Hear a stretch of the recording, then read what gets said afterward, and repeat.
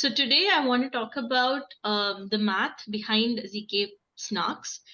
If you're in Web3, you must have come across ZK proofs. And if you have heard of ZK proofs, you've definitely heard of ZK-SNARKs. We have very cool layer 2s that use ZK-SNARKs. But we've never thought about what forms a ZK-SNARK. We know it's like this, we always say, we just brush it off as this really cool, highly complicated maths cryptography that's going on behind it. And it's giving us this, magical ability to prove something without knowing anything, right? But it's actually not true. It's made up of very simple, I wouldn't say simple, but well-defined mathematical concepts that we can all learn. And we can really demystify this topic. And that's what I'm going to aim to do today. So just a quick introduction. I work at CoinDCX, and you can reach out to me on my socials. I put my Twitter handle and LinkedIn profile over here. My DMs are open, so any questions you have, I'll be happy to answer them. Okay, so what is a ZK-SNARK?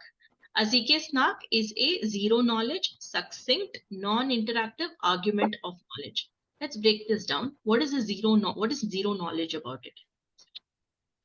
Any mathematical proof, we must have gone through a lot of proofs in our middle school, right? As when we started learning maths properly as a subject, we always have proofs. Things like prove that a plus b whole squared is equal to a squared plus 2ab plus b squared. This is also a proof. What are you proving here? You're proving that some LHS is equal to some RHS, and who is the prover? You are the prover as a student. And who is the verifier? Your teacher who's correcting your question papers. They are the verifiers who are checking if this proof is actually right. But in this process of proving something, the verifier comes to know of exactly how to create that proof. And the verifier can go ahead and prove the same thing to another person. So here you just assume that a verifier is malicious. So, you assume that the prover is malicious. The prover is claiming to know something that they don't know. That's why you're asking them to send the exact result in order to verify it. But what if the verifier is also malicious? What if you are proving something to the verifier, but the verifier can steal your proof and claim it as his own in some point, or you're divulging information that you don't want to the verifier. So in zero knowledge proof, we aim to tackle this problem. We assume that the verifier can also be malicious. So we want it to be zero knowledge. You want the prover to be able to convince the verifier that they know something without revealing any extra information. That is what the zero knowledge implies. What does the succinct part implies? It implies that the proof that you submit will be very small in size and thus easy to verify. It will take a very short time to verify it. That's the succinct part. Non-interactive. When you talk about ZK proofs, it is always a probabilistic proof. Let's say I know something, you test me on my knowledge, right? You give me one input value, I'll give you the correct answer. Then you believe to a certain extent that yes, what I know, you believe what I know. Then you give me another value. If I'm able to give you the correct answer again, then your confidence in me increases. So the more interactions we have, the more your confidence in me will increase. This is why we call it a probabilistic proof.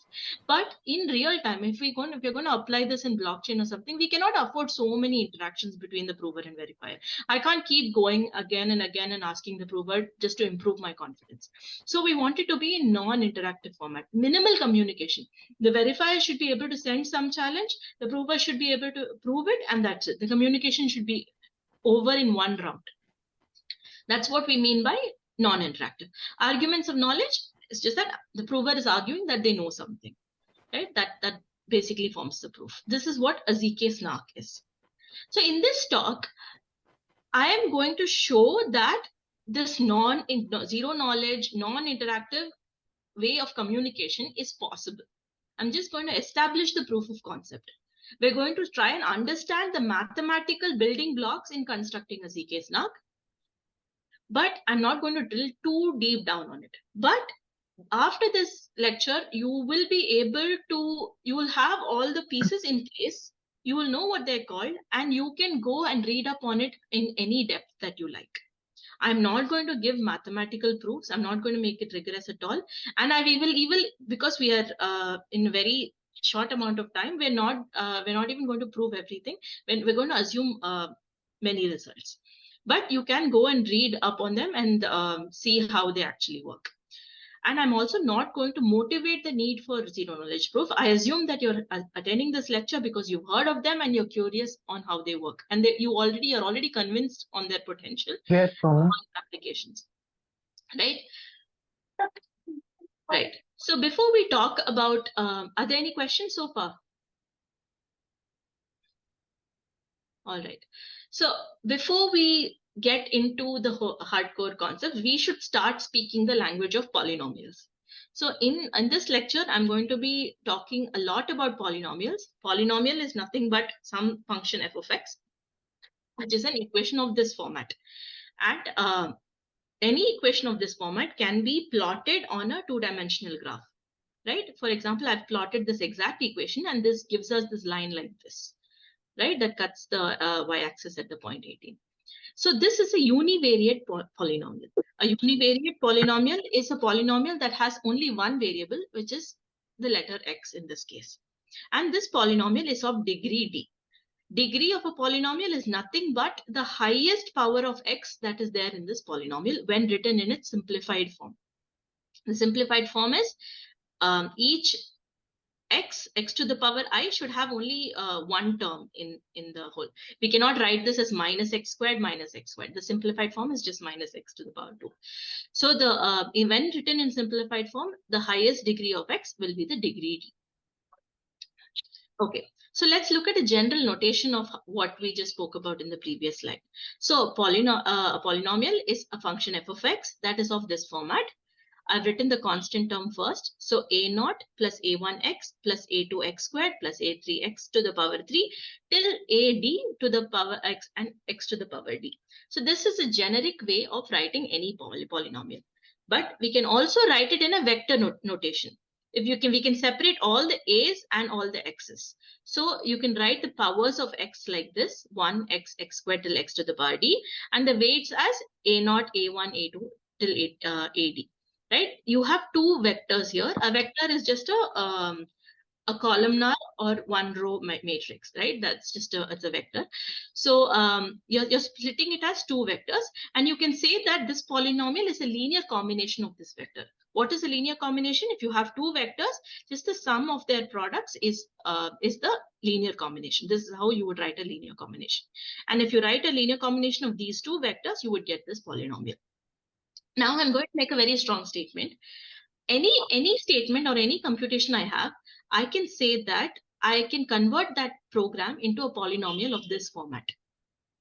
Right? We are going to see in this talk on how we can do such a thing.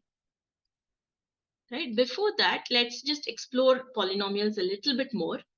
Okay, we're going to talk about what the roots or the linear factors of polynomials are. Okay, I told you guys before that a polynomial can be represented on a two-dimensional graph. On the x and y axis, you will be able to plot a polynomial, right? Wherever the polynomial touches the x-axis, that is called a root of the coordinate. That coordinate is called a 0 or the root of it. And if you write that the line that passes through that x-axis as a equation, for example, here the line passes through x is equal to 2. So x minus 2 is the linear factor of this polynomial, right? So the polynomial that is of degree 1 is a linear factor. Can I request you guys to go on mute unless you have a question? There's just some interference. Thanks. So let's look at different examples. Let's take the first graph here. Apologies for the small diagram. I hope you're all able to see it. So in this first graph, I've drawn a polynomial here that touches the x-axis at x is equal to 2.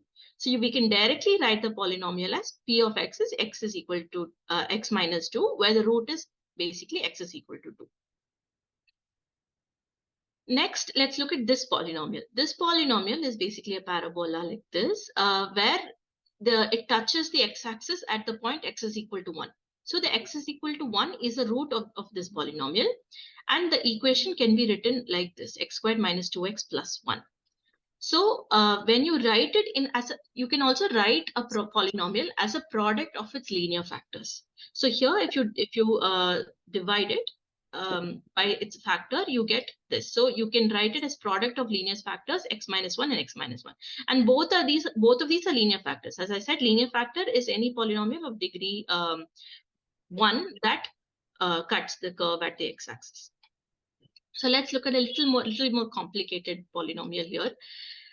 So we have this polynomial, which is the degree of this polynomial is x power 4. Its degree is 4. So here, this polynomial cuts the x-axis at points 1, 2, 3, and 4.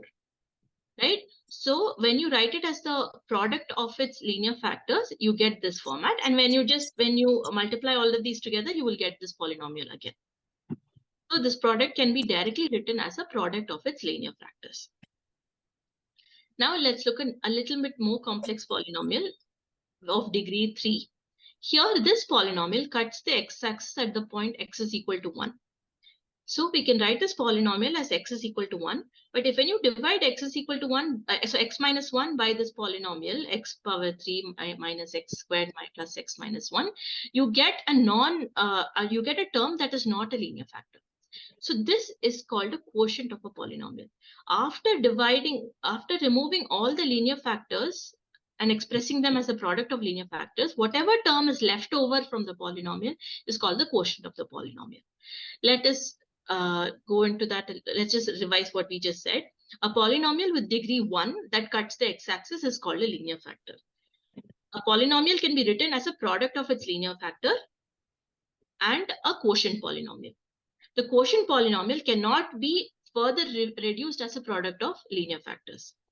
The product of all the linear factors is called the vanishing polynomial. So for this particular polynomial, we have one vanishing polynomial and one quotient polynomial. So any polynomial can be represented as a vanishing polynomial and a quotient polynomial. For this polynomial, all of this is vanishing polynomial and the quotient polynomial is just 1. Similarly, here also the quotient polynomial is just 1.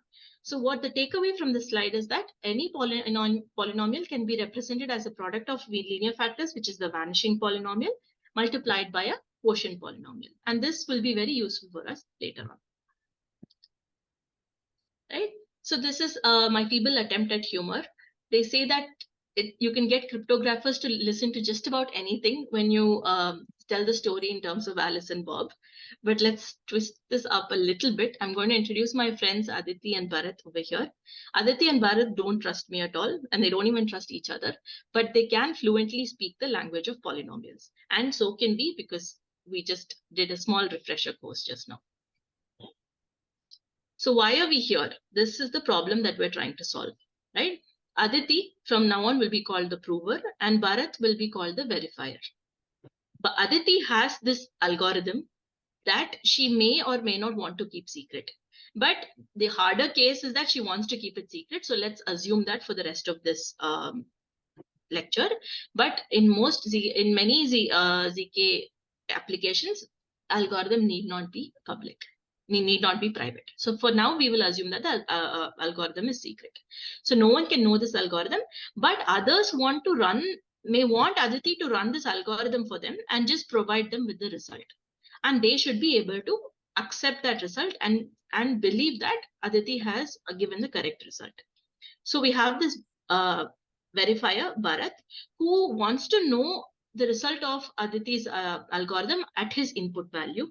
But Bharat does not trust Aditi. And Bharat does not also want to reveal this input value to Aditi. So Aditi must be able to run this algorithm without even knowing that input value. Right? This is a very generic explanation of basically all zero knowledge proofs. But if we put so many constraints as we have now, we are saying that the Bharat's input should be secret and the algorithm should also be secret. If we put so many limitations, the ZK proof that we can construct also comes with limitations, right?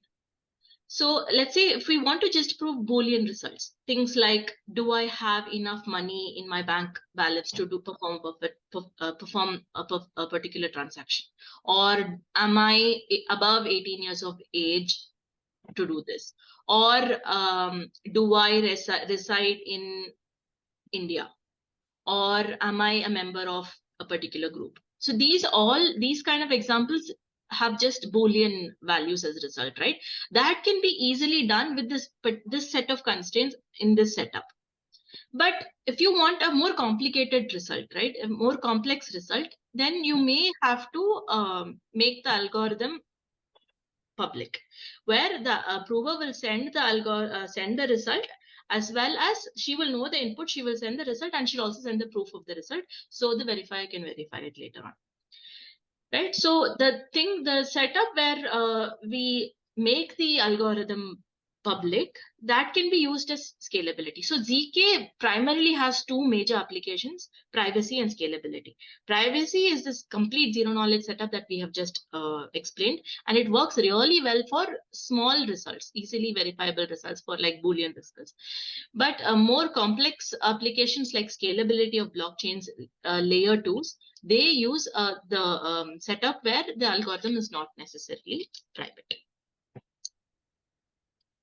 So let's simplify this problem. I made a very strong statement earlier that any computation can be converted into a polynomial of that format, where we have p of x is some vanishing polynomial into some quotient polynomial.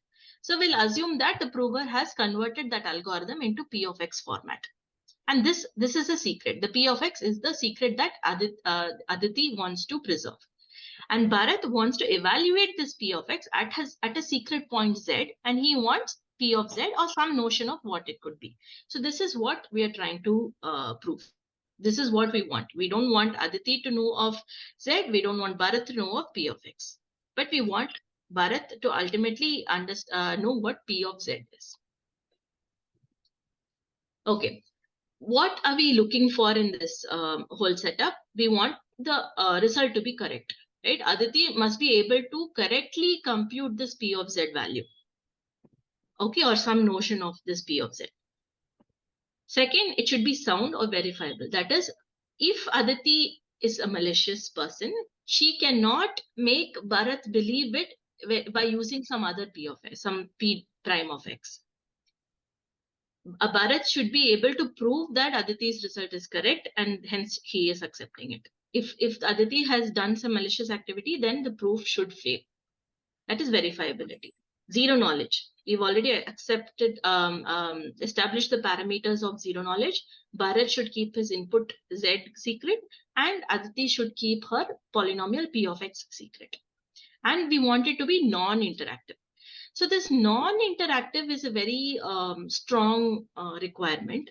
So the strongest notion of non-interactive is the prover and verifier, Aditi and Bharat, have never met each other before. They've never communicated before. And Aditi wants to prove something to Bharat. And they should be able to do it in just one round of communication. That is the strongest notion of non-interactiveness, which is impossible in most cases. So we will assume a more relaxed notion of non-interactiveness, where Aditi and Bharat have met each other at least once before. Not met each other, at least communicated with each other at least once before. And they have done some kind of setup ceremony. They've done this, they've established some parameters based on which they will make any future proofs. So after that one-time setup is done, then the interaction should be one round of communication and the proof is established. So this is the non-interactive requirement that we will assume. Right. Now is where we actually start talking about the actual protocol.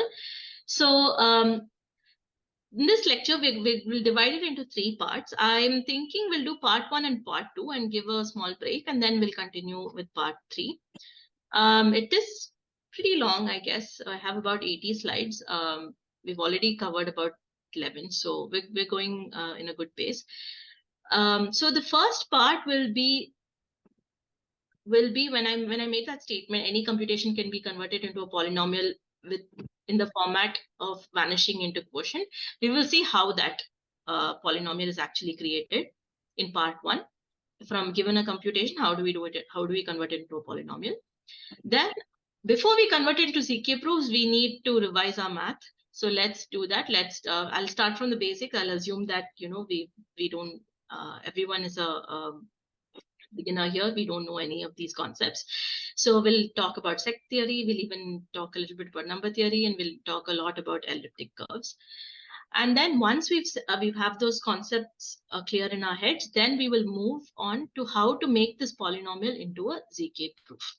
And to do that, we will cover all of these topics. So let's get started. Any questions so far? Are you with me? Okay, I'll assume that as an yes. Okay, so let's get started. So the best way to learn is by example. So this first part, I'm going to be taking you through an example. And full disclosure, this example is available online. I didn't have time to do one on my own for this lecture, but it's really simple and you can trust it because I have verified each and every line of this myself. I've done the math. So you can believe me, or if you don't believe me, go do it yourself, or just take another example and just do the same steps. You will arrive at the result, right? So I'm going to take a very simple function like this. This is what we're going to call the algorithm, which will evaluate x so basically, you're calculating the equation x power, for an input x, you're calculating x power 3 plus x plus 5. This is what you're calculating. But if somebody gives the input 3, then the answer would be 35. Right? Ignore the comments for now. This is what the prover has. The prover has this function. The verifier can give the value 3, and then the prover can compute the result 35, and the verifier can believe that the result 35 was computed correctly. He can believe it, and it is not some random value that the prover has given. So let's see how we can establish this. So if you take this function, there are some limitations on what kind of functions we can write. You guys might have heard of provable programming languages. So only with these provable programming languages can we actually create ZK proofs. Examples of provable languages are like things like CIRCOM. You might have heard of CIRCOM circuits. CIRCOM is a provable language where you can create ZK-SNARKs. There's also one called Socrates. There is so nowadays each blockchain creates their own DSL and their own language. So there is a blockchain called Alio that uses the provable language Leo. There is Aztec that uses Noir. These are all for ZK-SNARKs. For ZK-STARKs, which is another type of proof that I expect that you will be learning in the course of the ZK month, you use a provable language called Cairo. And nowadays, even like there are ZK EVMs that are making solidity provable, like ZK Sync and Polygon ZK APM. So even they're working and making existing high-level languages a provable language. So there are a lot of provable languages, and you can only write ZK proofs using one of these provable languages. So this syntax looks very similar to Socrates. Yeah, and it's a very simple one. I have not used any loops. It's bounded number of statements. There are literally 2 statements over here, and there's no complex maths also. There's no powers and or anything. And there's no conditional statements. It is just arithmetic statements over here. But if you use these provable languages, you will be able to write a little more complex statements. Even they have a lot of limitations. You won't be able to write exact code like how you write in Java or Python or JavaScript. There are some limitations, but if you are able to write the code in those languages, you will be able to create a proof. Now coming back to this, a simple definition like this, let's see how to convert this into a polynomial. So the first step to converting is to convert it into a flattened format. The flattened format basically represents a logic gate. How to convert it into a flattened format? You basically take the flattened code should be of this, should satisfy these conditions. Either the flattened line should be an assignment, which is just x is equal to y, where you assign the value of y to x, or it can be a simple binary operation. You can have some operation between 2 variables and assign it to a third variable over here. So for this definition, we can arrive at this flattened code by using some number of intermediate variables. So we take an intermediate variable 1 and then first compute x squared. So we can't directly do x cube because it doesn't satisfy these formats. This operation can only be plus, minus, multiplication or division. So first we compute x squared in a temporary variable, and then y is equal to this temporary variable again into x. So now y becomes x cube. Now here we can't write it like this. So we use another temporary variable y plus x, and then this temporary variable plus y gives the final result output. So this particular definition can be converted into this 4 lines of flattened code. So the more complex your functions are, the more number of flattened code you will have, more lines of flattened code you will have. So here we're going to work with 4, right? And so more the flattened code, more the complexity increases. So now we have 4 equations of this format. I hope it's clear so far. The idea is that each one of this, right, it represents a logic gate. You can write this as a logic gate with a multiplication. So you can give this gate the input values, left and right input values, and it will give you this output value. That's what we're going to try and do in the next step. So now that we have the gates, that's the flattened code, we're going to convert into R1CS format. What is R1CS? R1CS stands for rank 1 constrained system. Rank 1 constrained system is basically converting each of these equations into 3 vectors and a solution vector S. Right? For the solution vector S will be common for the entire code, and each equation will have 3 vectors L, R, and O, which is basically your left input of your logic gate, right input of your logic gate, and the output of your logic gate. So these vectors, these vectors are basic because they are vectors. They have the matrix rank of 1. Okay, rank of a matrix is. You can go back. I mean, you can recall concepts that you learned in the school. Rank of a matrix. You convert a matrix into its echelon format, and the number of non-zero rows or columns in the matrix will be the rank of the matrix. So that's the definition, but you can go read up on how rank works. Basic, since they're all just vectors, you can say that each vector is rank 1. That's why you call it rank 1 constraint system. Why is it a constraint system? Constraint system means they should satisfy some condition. So this is the condition that it has to satisfy. When we know the solution vector, that will be given at runtime by the verifier.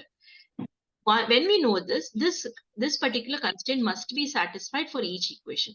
That is, L into R minus O should always be 0. Right? This is the linear combination that we spoke about earlier between 2 vectors. This is a vector, this is a vector. The linear combination is nothing but, wait, let me just go back to that slide so that you remember. Yeah, this is the linear combination. Given 2 vectors, this is how you would linearly combine them. Let's jump ahead now. Right. So this is the constraint system that we have to satisfy. So now we're clear on why it is called a rank 1 constraint system. So every flattened equation here, we have 4 flattened equation. Every equation will be converted into 1 constraint system. Okay. Let's see how to do that. First, before we do that, let's look at how this vector S will look like. The easiest way to construct this vector S is in this format. You take the number of intermediate variables in all the flattened equations. So here we have V1, Y, and V2. So I've written V1, Y, and V2. Then you take one dummy variable that represents the value 1. So I've written the variable 1 over here. The number of input variables, in our case, the input variable was just 1, which is X. And the number of output variables out, that's just 1. So we have 6 different things, different values that forms the entire secret. What do you mean by the secret? So we said that if the verifier gives a value 3 to this algorithm that Alice has, Alice will compute it and she'll give the value 35. But how will the verifier be able to know that, this 35 is even correct? Has she even executed it correctly? We say that Alice has executed this correctly if every step, the entire execution trace is visible and every execution, the entire trace is correct. right? How do you know if the entire trace is correct? Every constraint system is correct. Even if one of these constraint system fails, then the whole proof will fail. So let's say if Alice gives the value 3, the intermediate value should be these values, right? And we're going to check each constraint system whether L into R minus O is equal to 0. Even in one of these equations, if that constraint is not satisfied, then the proof will fail for this particular S.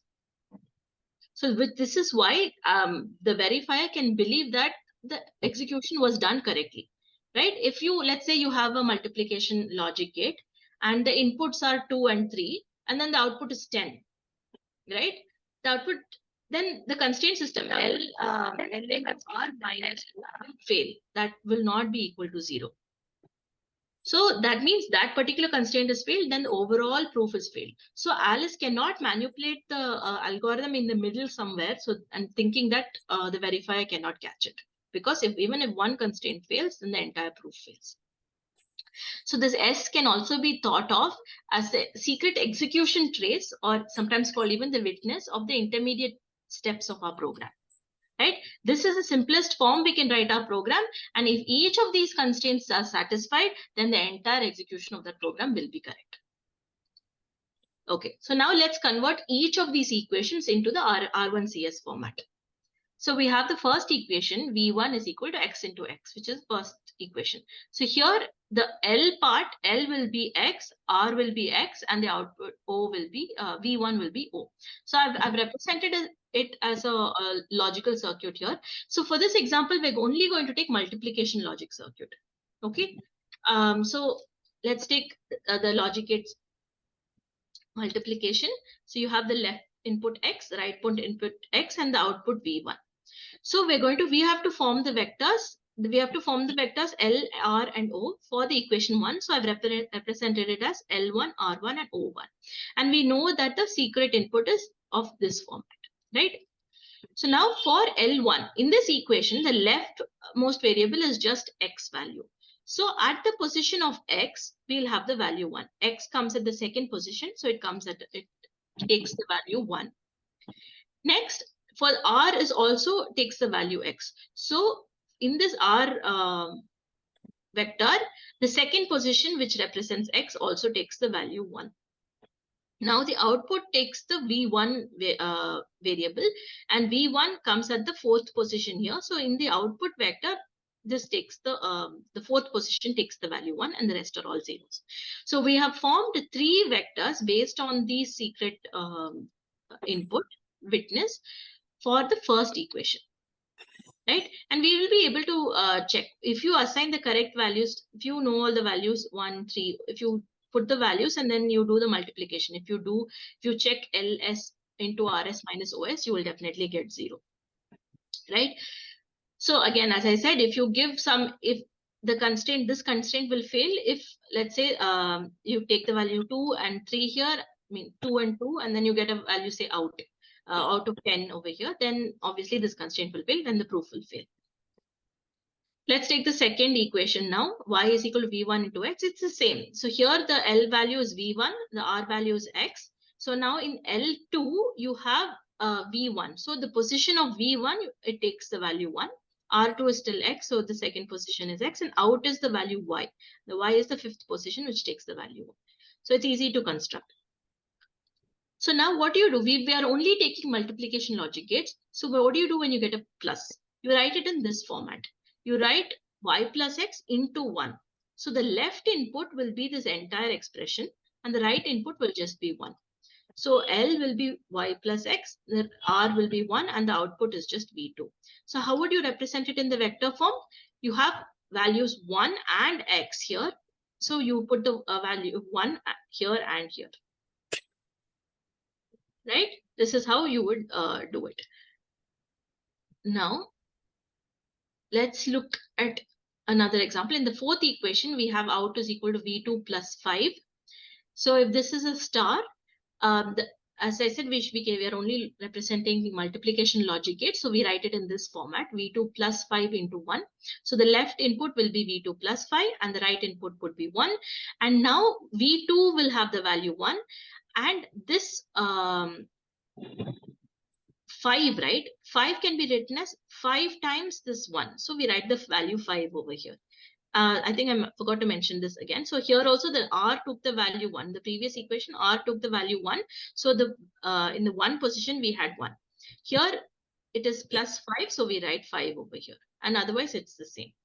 So let's put this all together. We have formed the R1CS format for all the equations that in our flattened code, right? So this is the final result. We have L1 to L4, R1 to R4, and O1 to O4. And this is the secret. This will be given to us only at runtime. So I'm just putting it here to check, to verify whether this is equal to 0. But we should know that in the actual execution, this will not be known to us. Right? And you can check that this whole this whole thing comes to 0. So this is the R1CS format. Now we further reduce this into QAP format. Why do we need to do this? What was our objective in the beginning? We wanted to convert a computation, some kind of code, into one polynomial, which has a vanishing polynomial and a quotient polynomial. That was the objective. We haven't achieved that yet, first thing. And now more complex programs will have the flattened code. The flattened code format will have so many equations. Here we just had 4 equations because we took a very simple function. But more complex functions will have so many flattened equations, and we have to check each and every constraint of each flattened equation becomes a constraint, and each constraint should be satisfied for the final proof. So this becomes very complicated. Like the verification time goes up, right, by the number of flattened code. So this drastically increases the verification time, and we don't want that. So what we want is to further reduce it into those, how many ever we have 4 constraints, we reduce it into one polynomial where the constraint can be checked in one go in constant time. So that is the objective. That's why we convert it into QAP format, which is called quadratic arithmetic program. There are several ways of converting this RIX to QAP and evaluating that QAP, but I'm going to explain one which I think is the simplest to understand, but later on you can go back and read about other methods of converting this. So let's proceed. So what we're going to do is, first we're going to convert these constraints into sets of polynomials. Okay, so the this was the R1CS constraint, a set of L1 R1CS constraints. This is a set of R1CS constraints. This is a set of R1CS constraints. So we're going to take the first term for every equation, right? So this is the value 1 x out v1 y v2, right? So we'll take all the 1 values on all the equations, and we'll construct a polynomial out of this. So we will end up with, the length of our secret was 6, right? We had 1 x y out v1 y and v2. We had 6 in our secret execution state, 6 values in our secret execution state, and we have 3 sets of vectors L, R, and O. So we're going to have 3 into 6, 18 polynomials that we're going to create out of this.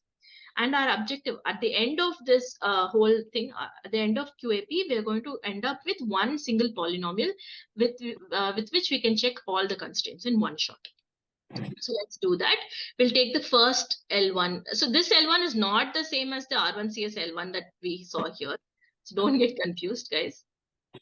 Let's go ahead. This is not the same as this. Just forget R1CS now. We've established that R1CS format is there. So I guess I just couldn't think of variable names. I've used the same L1 over here. So let's take this 0005 and we'll construct a polynomial out of it. How do we do that? So we have equation, at equation 1, it is 0. At equation 2, it is 0. At equation 3, it is 0. And at equation 4, it is 5. Correct?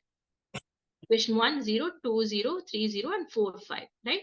So let us assume that these are the coordinates.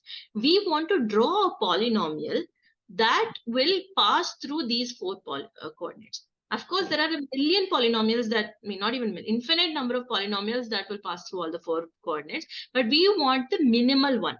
So given any n+1 coordinates, we can draw a minimal polynomial of degree n, right?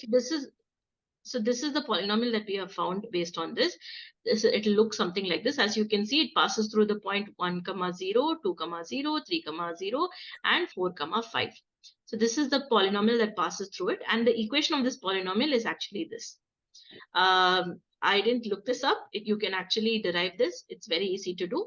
It's done through something called Lagrange's interpolation. What does Lagrange's interpolation tell us? Given any n+1 coordinates, we can construct a polynomial of degree n using Li, which is, and this is a direct formula substitution, guys. So you have n coordinates here. I'm just naming them x0, y1, x0, y0 till x n, y n. You just substitute these values and you're getting your p of x directly. So this is Lagrange's interpolation. You can just use it. There are many programs also available that does this for you. You can do it. So now let's do a simple. I'm not going to convert all of these 18 polynomials. We'll just assume that I've told you how to do one, so you'll be able to convert all the others. But I did verify them. I sat and calculated all of them. So I have all the equations with me, which I will just show you. But please do verify if you think you need to. This is a quick refresher. Again, a polynomial is generally of this format: a1 plus a1x plus whatever till a n to x power n, and it can be written as a linear combination of the vectors a to a n and the powers of x. So if you linearly combine these two vectors, you get the polynomial p of x. So this is just a recall from the previous slides. So now after calculating all the 18 polynomials, we get something like this, right? So this is these 18 polynomials, L1 to L6, R1 to R6, O1 to O6, when you calculate, when you do a Lagrange's interpolation for all of these points. So for L2 also you would do 1, 1, 2, 0, 3, 1, and 4, 0. So if you do all of these equations, you will end up with this. And I have written with these in vector notation. We remember we saw that we can write a polynomial in vector format with just the coefficients. The polynomial can just be written like this because we know that we have to combine with the powers of x like this. So I've just written them in the vector notation. So this polynomial is basically like minus 5 plus 9.166x minus 5x squared plus 0.833 x to the power 3. And you notice that all of them are degree 3 polynomials. They all have just 4 terms. That means they're degree 3.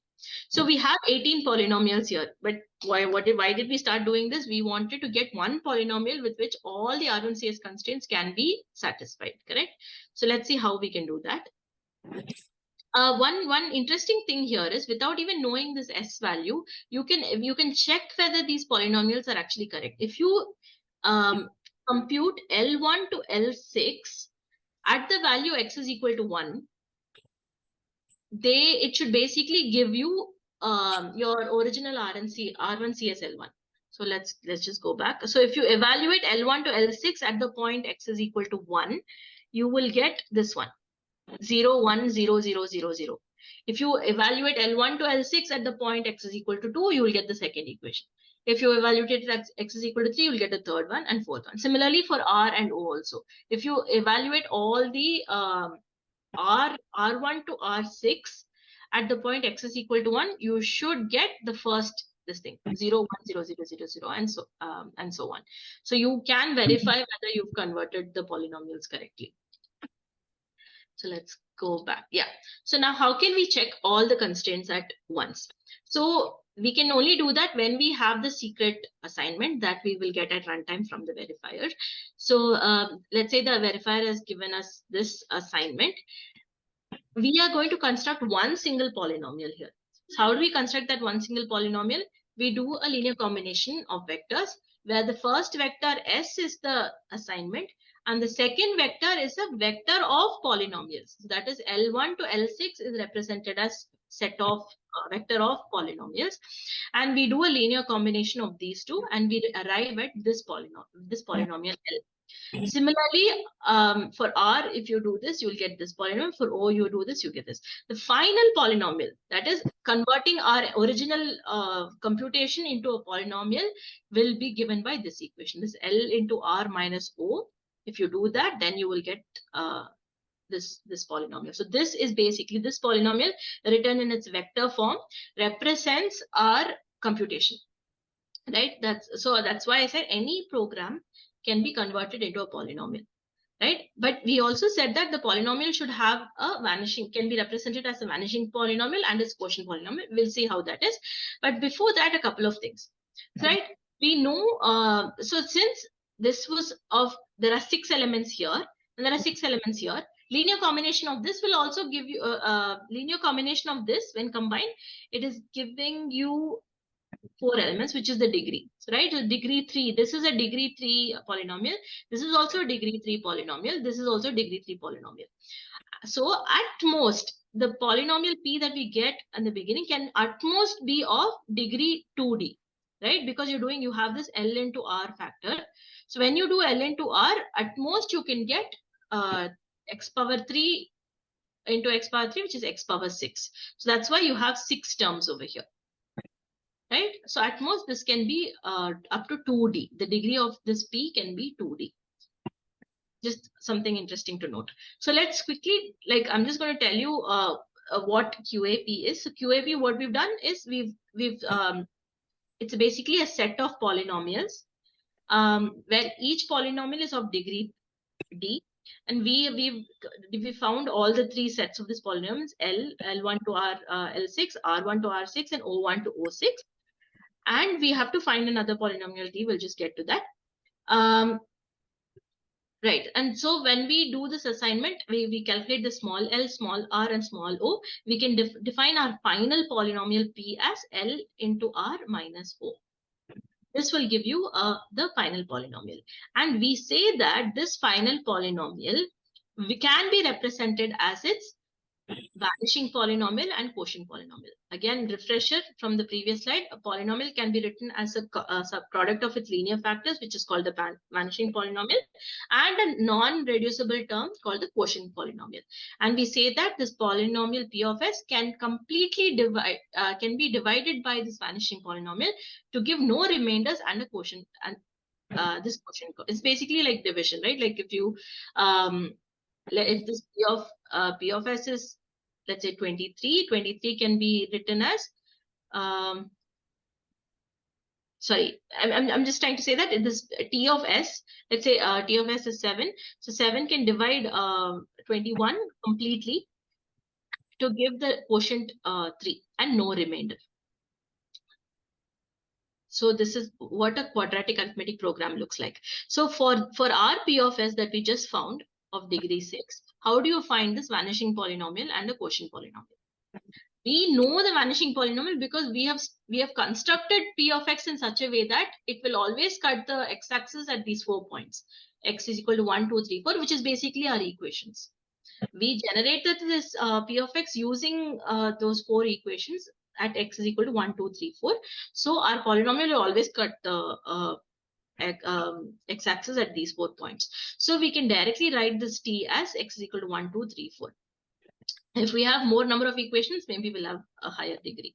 So when you do this multiplication, T in its vector form has can be represented like this. This is basically 24 minus 50x minus 35x squared minus 10x cubed plus x to the power 4. So this is the vanishing polynomial T, right? This is called the vanishing polynomial. So basically this T and x will intersect. They will only intersect at the points which are roots of P of X, which is all the 4 points in x-axis. X, 1, 2, 3, 4. If you look at this, right, this is the example that I actually showed you in the beginning. Let's go back to the first slide, one of the first slide, this polynomial. Can you see? This is basically our T of X. It's the same equation and it cuts it at 4 points. This is our vanishing polynomial for the polynomial that we've just found. So what is its corresponding quotient polynomial? Let's go back. Yeah, so what is the corresponding quotient polynomial? The quotient polynomial can be easy to find. When you have any 2 of this, you can find the third one. So there is P of X by T of X will give you the H of X.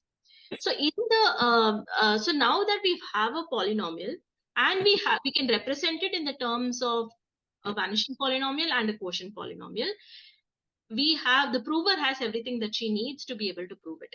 So in the actual proof, what happens is the prover will send the P of X and H of X, and the verifier will check if P of X by H of X gives you T of X. That is actually internally what exactly happens. So when we do this for our example, we end up with this quotient polynomial, right? So right now, so now we've kind of come to the end of the first part. We've taken a computation and we have converted into a polynomial, which is of the format some vanishing polynomial into some quotient polynomial, right? This basically sums up the first part of our lecture today. One point I want to tell you is here I want to talk about Schwartz-Zippel lemma, which will keep coming across if you actually go and read the literature behind all of this. Schwartz-Zippel lemma, it's nothing. It basically says that the probability that a prover can produce the same proof, let's say the prover is evaluating P of X at a point S. So that P of S cannot be generated by another polynomial. She has to use P of X itself. If she uses some other polynomial, the probability that it will be right is very low. That is the crux of the Schwartz-Zippel lemma, but please go ahead, feel free to read more about it. Okay, with this, let's move on to the second part, which is the maths refresher. I'll be happy to answer any questions till this point, if there are any.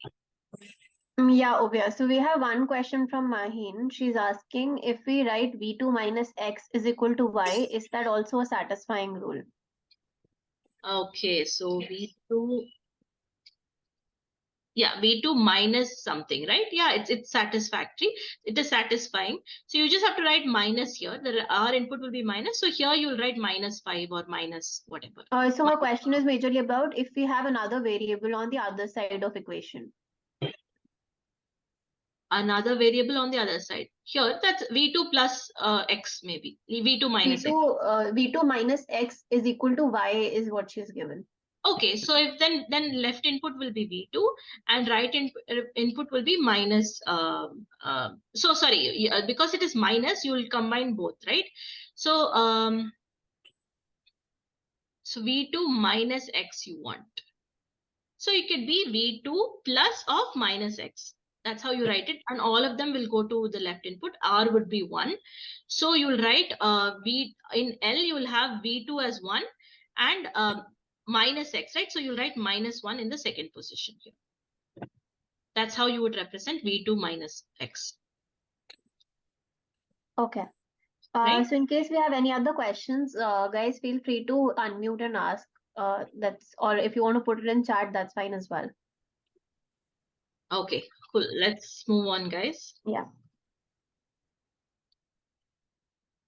Right. So now let's go do a maths refresher. Okay, we've all, I think I'm going back to like your third grade or when you started learning numbers. So let's do a little bit of number theory. What is N? What does N stand for? Does anybody know? In the chat?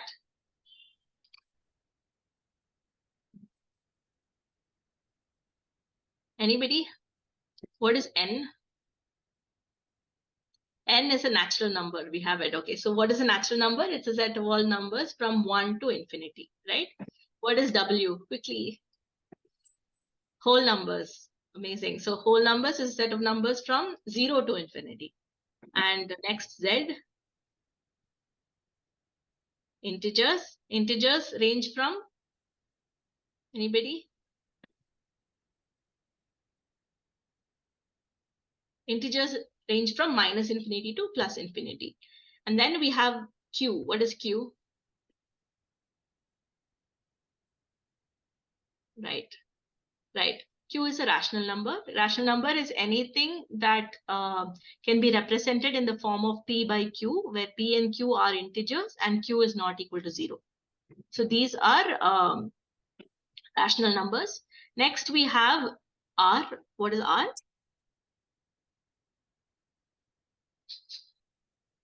Yes, real numbers. So real numbers are anything that cannot be represented in the form of P by Q. It can be something like your recurring decimals, right?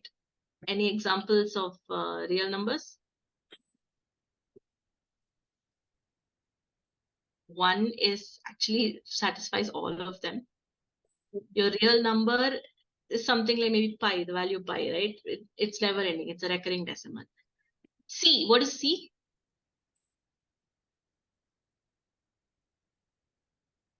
C are complex numbers like root of -1, right? So, okay, we don't have to worry about all of that.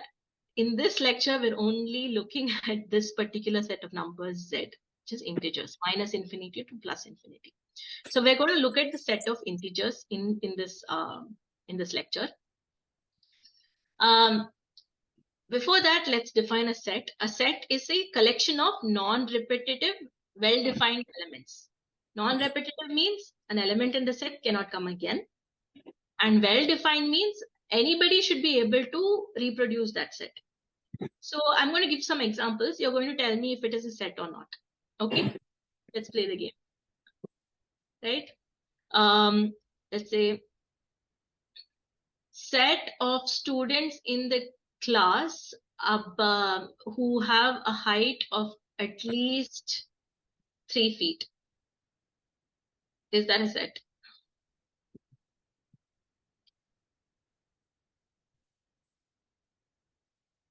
Yep, it is. It's a set.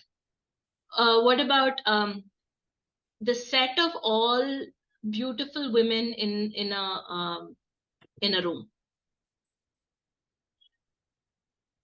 The set of all beautiful women in a room. Is that a set?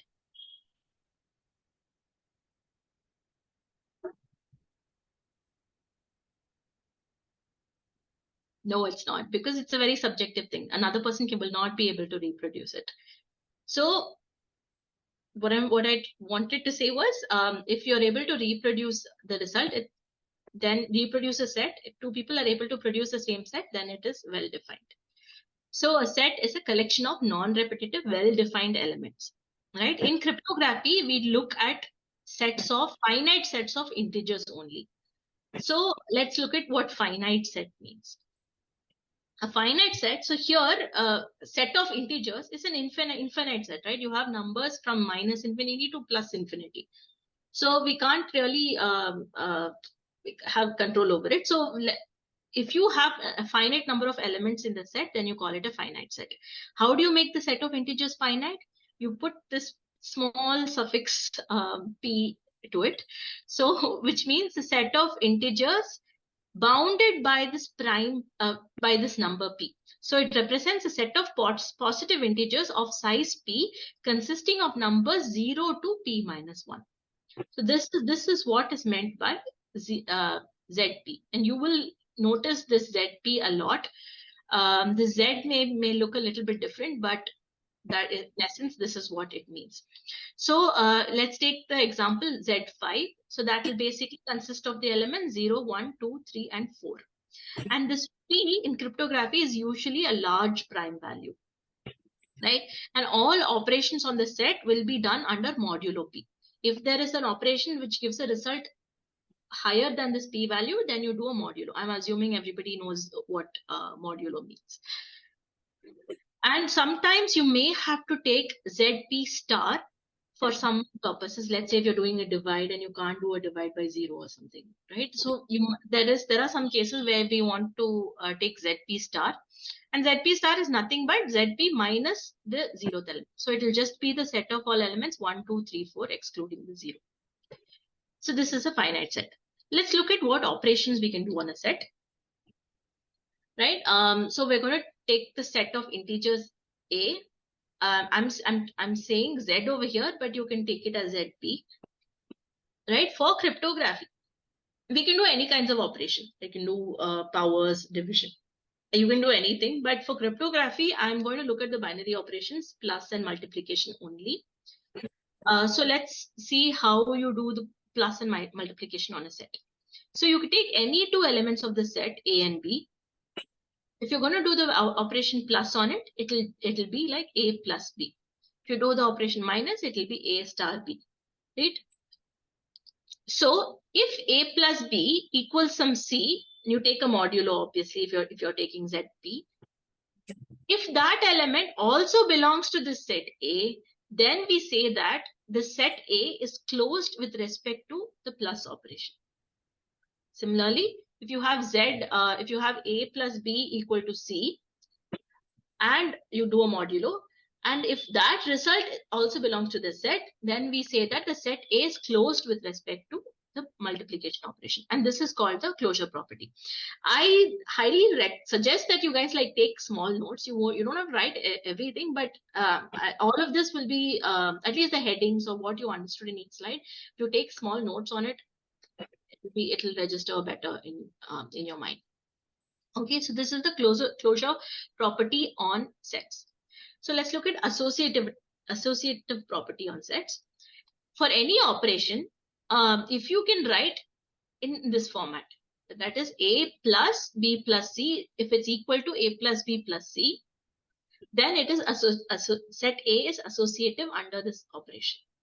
Similarly, for multiplication, if you can write it in this format, then the set is said to be associative under that operation. This is called the associativity property. There is another property called the identity property. Identity property states that in this set, there should be exactly one unique element, such that for every element of this set, you can write this format for an operation. So when you're taking multiplication, any element of the set multiplied with the identity element should give back itself.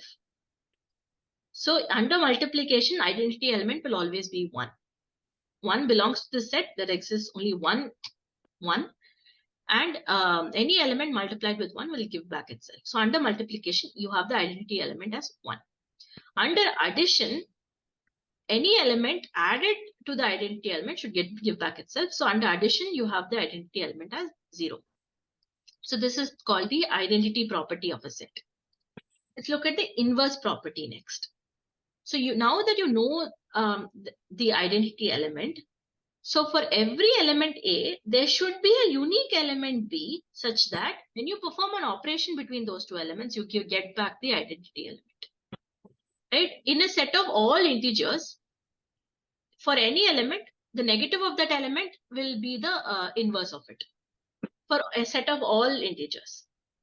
But here we're taking only ZP. So we'll see how to define the inverse under ZP in a moment. Before that, I'll just quickly explain the inverse in multiplication. Multiplication A into B equal to E.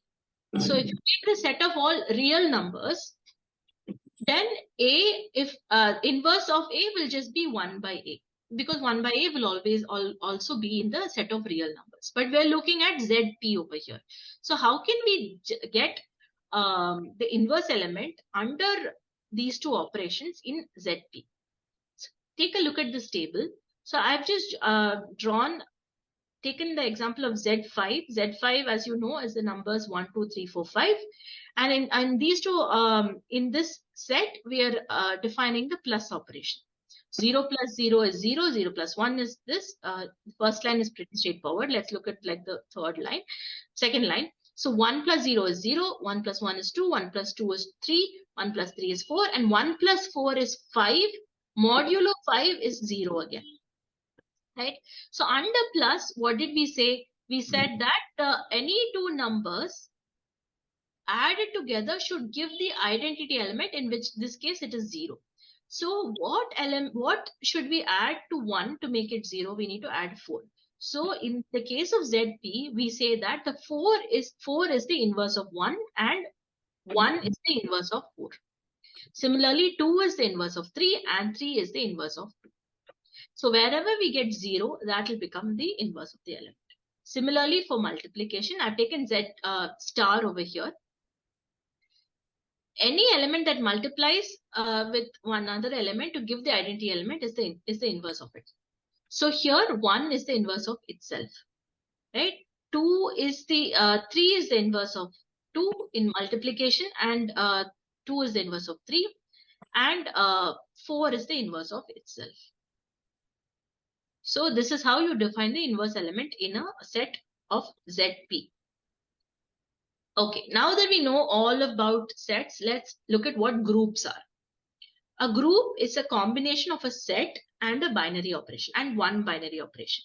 So we've looked at two binary operations, plus and multiplication. You can take any one of them. So we'll take a set, either it could be a set of integers or ZP, whatever, and you take one operation with a star or multiplication, star or addition, and this A star or A plus is a group only if it satisfies all the properties that we just saw. It should be closed under that operation. It should be associative under that operation. It should have a unique identity element under that operation, and it should have an inverse. You should be able to, every element should have an inverse under that operation. If all of these four is satisfied, then we call it a group, right? And if A is a finite set, if you take ZP, for example, it is a finite set. If you can define a group on ZP, A, ZP, then you call it a finite group. Now that we know what groups are, what is a cyclic group? In a cyclic group, a group is basically a set and an operation. We know that. In this set, if you can take one element G, we call this G a generator, that can generate all the elements of the set for this function, AG mod P. So let's plot the AG mod P in this table over here. I've put all the G values here and the A values here.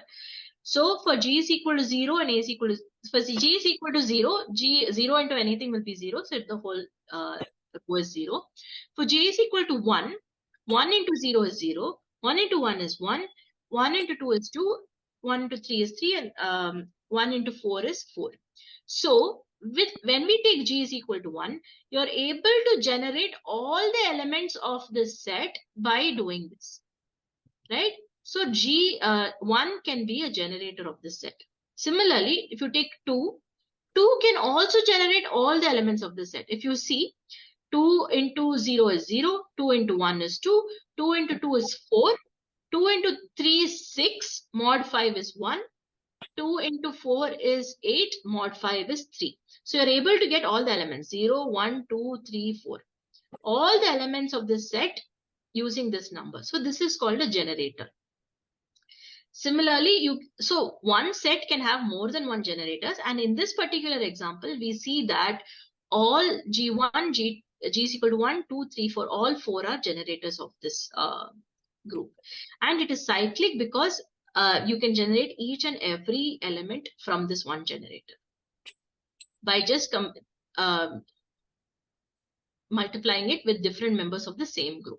So A is basically other members of this group. When you multiply the generator with the A, you will get back another element in the same group. That's why it's called cyclic. And all cyclic groups have this property. You can write it in this format. AG plus BG mod P is always equal to A plus B into G mod P. Right? If P is very large, then you can substitute any number here and you can prove it easily. But this works under modulo also. So please remember this result. We will come back to it later. So now we know what sets are, we know what groups are, we know what cyclic groups are. Let's look at what fields is. Whenever you look at any cryptography paper, any cryptography literature, they talk about finite fields, right? Let's not get scared by that term. Finite field is very similar to a group. It is basically a set that is closed, that only the closure property is satisfied. It's closed under two distinct operations.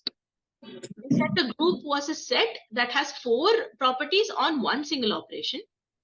Here field has the closure property under 2 distinct operations. And throughout this lecture, we've talked about 2 different operations, plus and star.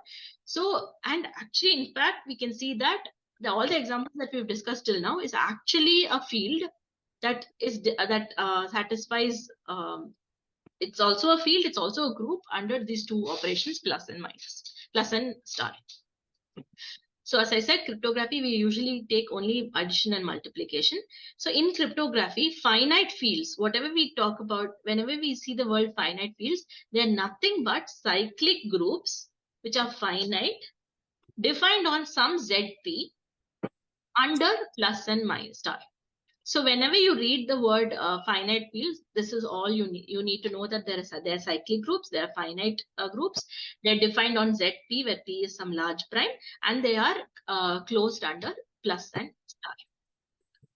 So we can also, this ZP, which is if it's a finite field, you can represent it as FP also. And this is the notation we're going to be using from now onwards. Okay.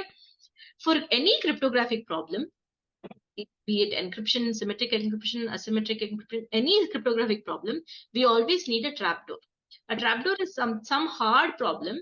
In simple arithmetic without modulo, this might look very easy to you, but it should be actually hard. So here the hard problem is, we saw that this is the cyclic formula, right? So if you know the result, let's say that if you know the value 4 and you know the generator G and you know the P, that is ZP, that is 5 over here. If you know these three terms, you cannot find the A is equal to 3. Obviously, if you are able to draw the table like this, you will be able to see it. But if you take a large enough P, this should be difficult. But if you take just scalar values like this, actually this is not true. So we define this whole sets and groups on elliptic curves. Because for scalar values, it is easy to draw this table. So what is the hard problem here? If you know the, if given that AG mod P is equal to H, if you know the value H, you know the value P, and you know the value G, it should be very difficult to find this value A. And we're going to prove it through elliptic curves. We're going to see that elliptic curve solves this property. So we're going to define our finite field and our group on elliptic curves. What is an elliptic curve? Any questions so far?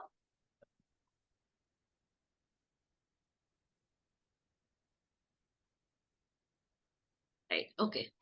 So I hope all of you are able to follow till now. And if you're not, please do stop me. We have time. We can go over it again. Right? Okay. An elliptic curve, you take any large P, large prime number, and form a finite field from it. Finite field of large P is just basically the numbers from 0 to P minus 1. And if it is of this format, it's very,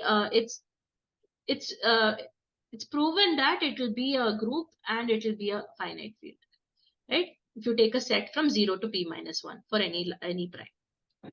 You take a large prime and form a finite field, and any equation of this format, y squared is equal to x cubed plus ax plus b, will be an elliptic curve if you take a and b from this finite field and this inequality is satisfied. That is 4a cubed plus 27b squared should not be equal to 0. If this is true for this equation, if you plot this equation, this becomes an elliptic curve. Now, the set of points on this elliptic curve will basically form our group in which we will perform all our cryptographic operations in the future. So let's first look at elliptic curves in a little more detail. Here are some examples. I have one question. Yeah, please go ahead. Yeah, on the previous slide, that Yeah. second condition, Yeah. 4aq plus 27b square.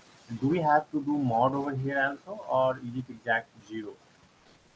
Anything, so it should not be equal to 0. Yeah, you should do a mod on P because A, B belongs to FP. Mod on the output of 4aq plus 27. 4aq plus 27b squared mod P should not be equal to 0.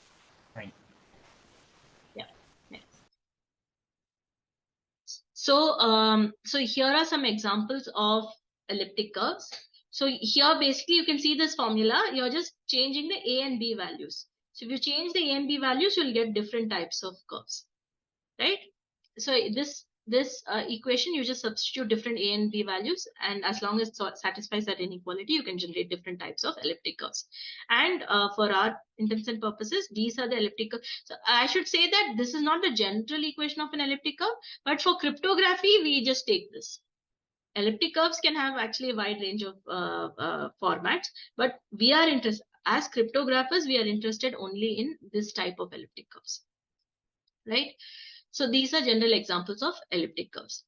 So what are the characteristics of this elliptic curve? You can see that all elliptic curves are symmetric by the x-axis. You can literally fold the curve on the x-axis and you'll get the same thing. So this is one nice thing to note about elliptic curves.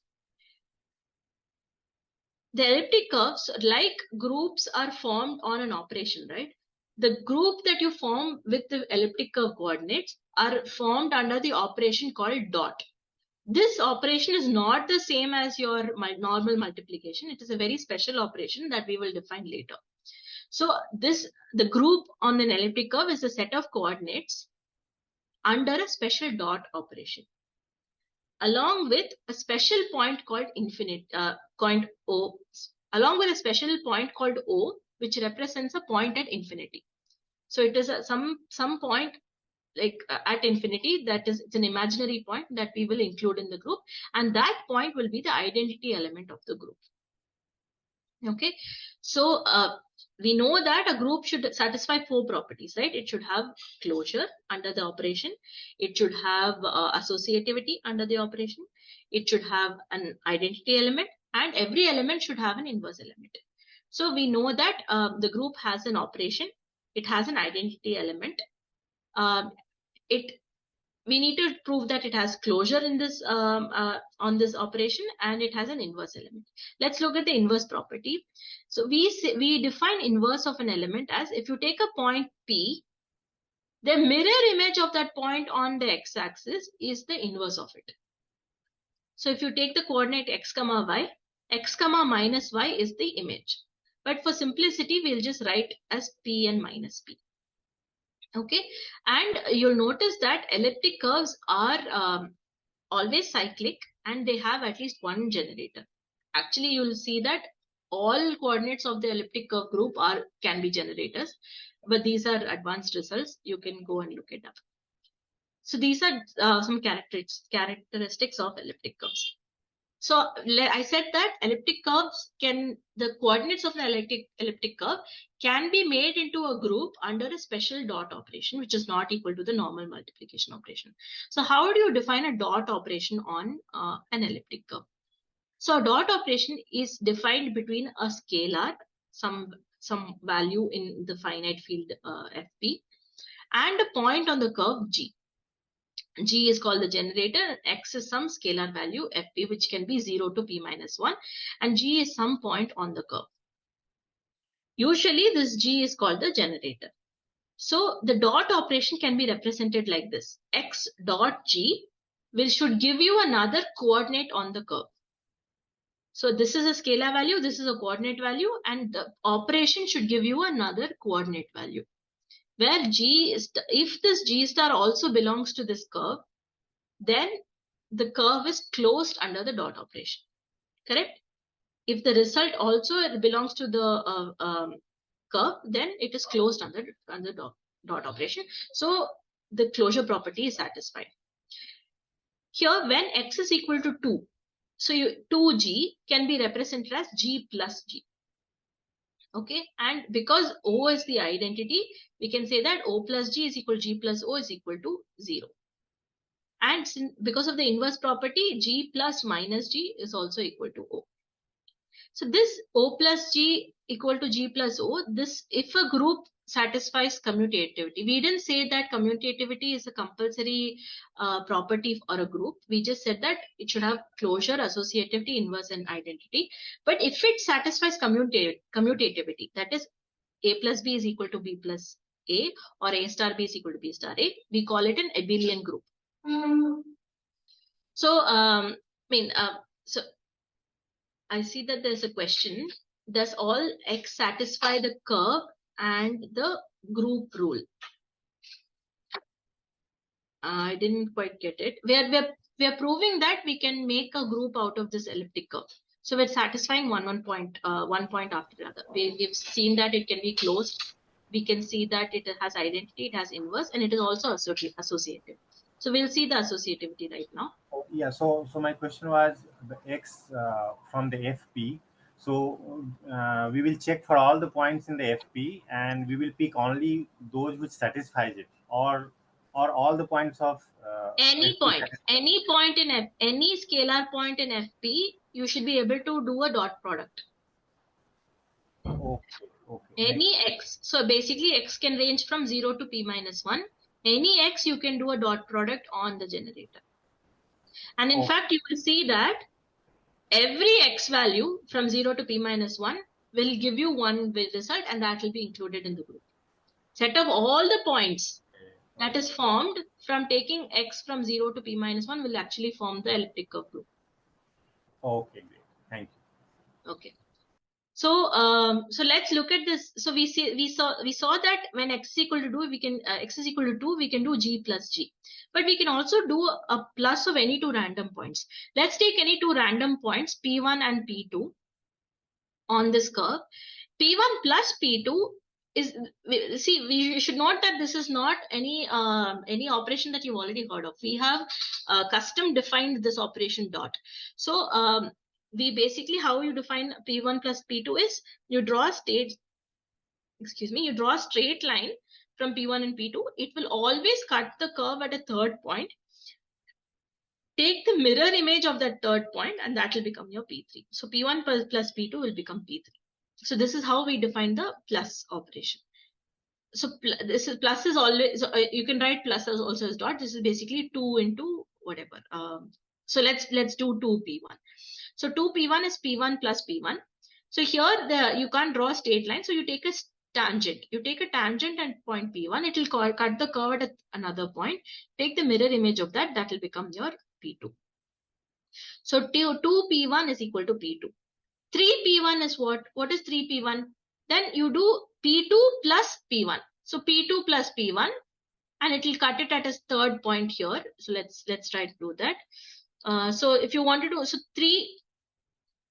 3p1 should be equal to p2 plus, excuse this, I'm writing with my mouse. So 3p1 is basically p2 plus p1. So you draw a line like this. Oh, okay. That's not a line. I'm sorry, guys. Assume that this is the line. Okay, assume that this is the line. It's cutting at a third point over here. Mirror image of this point will be P2 plus P1, right?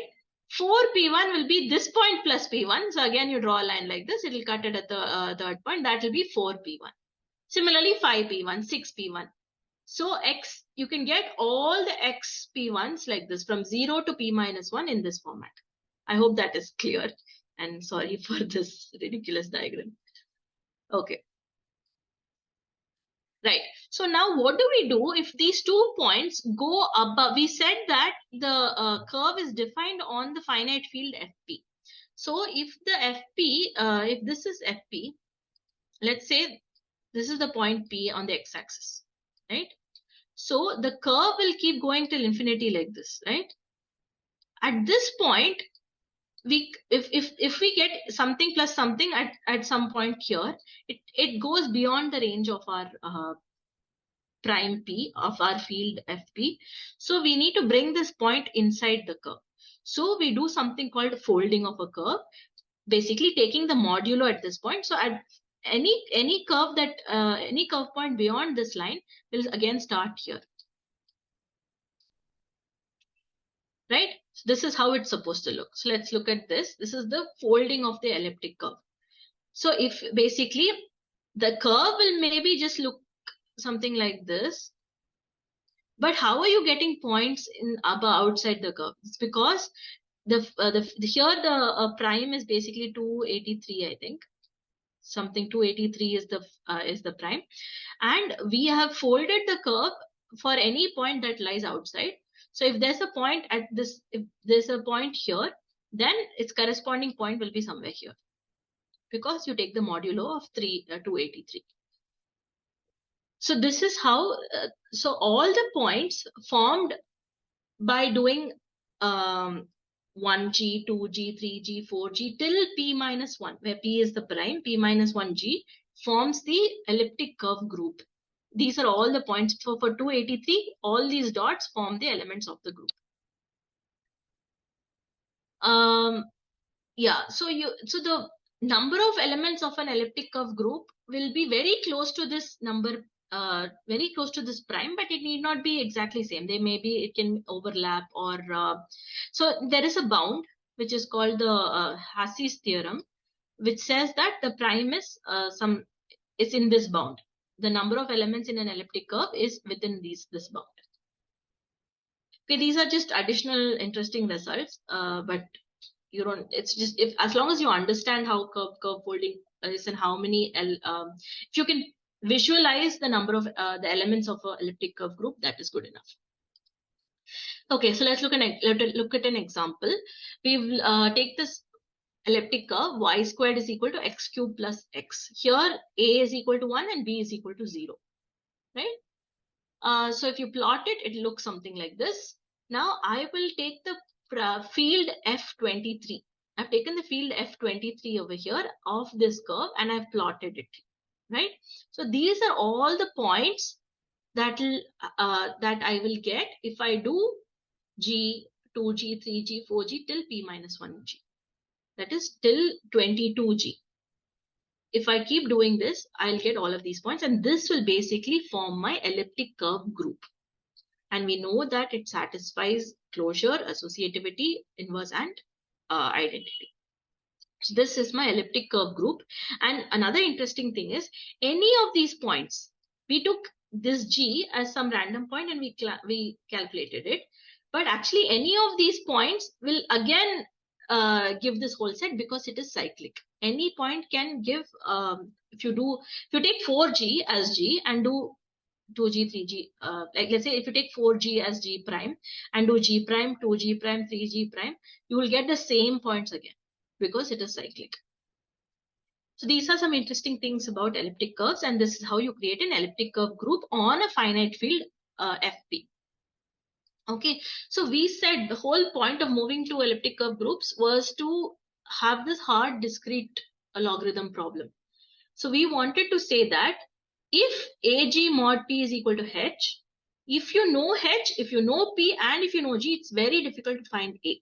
And that becomes true in elliptic curves because of something called the embedding degree of the curve. This is not very important, but if someone is interested, they can listen to this part. So embedding degree K is nothing but it's the smallest integer that satisfies this equation. P to the power K minus 1 modulo R, where R is the number of elements. We already saw the number of the bound, right? Bound of the number of elements in the group. So the number of elements, so P is the prime, P power K minus 1 modulo R is equal to 0. The smallest K that satisfies this is called the embedding degree. And if for an elliptic curve, if the embedding degree is not too small, then this discrete hard problem is satisfied.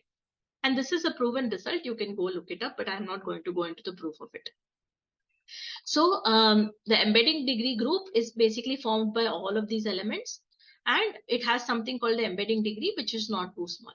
And that's enough for our purposes. So therefore, we have a trapdoor function that is AG mod P is equal to H. Right. So we have done our maths refresher. We're coming to a third and final part of this lecture where we've already created a polynomial, which is a vanishing polynomial and a quotient polynomial. And we have everything in place to actually construct the ZK-SNARKs.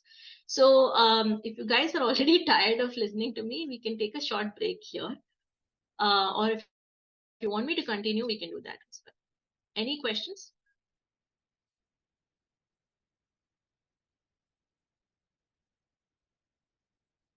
Okay, I think the consensus is taking a break. Bhavya, are you there? Yeah. Okay, so I think we can convene again. It is, what is the time now? So it's 8:38. We can again come back at 8:43 or 45. Yeah, let's do that. So at 8, let's meet at 8:45. Okay. Yeah. Okay, cool.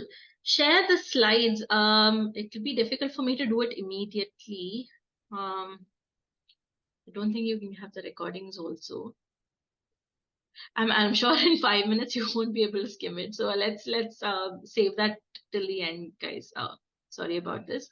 You will have the recording, and I'll see if I can share the slides also at the end. Let's see you all at 8:45. Thank you. Yeah. Everyone Recording in progress. If everyone's back, we can start. Yeah, I think they're back. Yeah. Just another minute, maybe.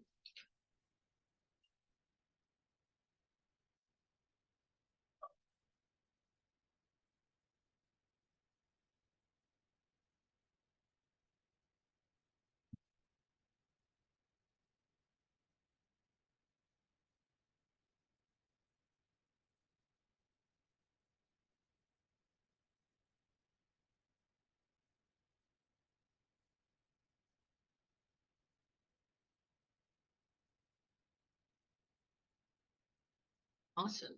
Okay, let me just share my screen again.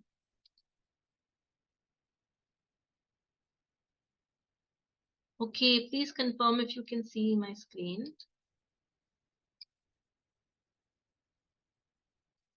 Can you all see it?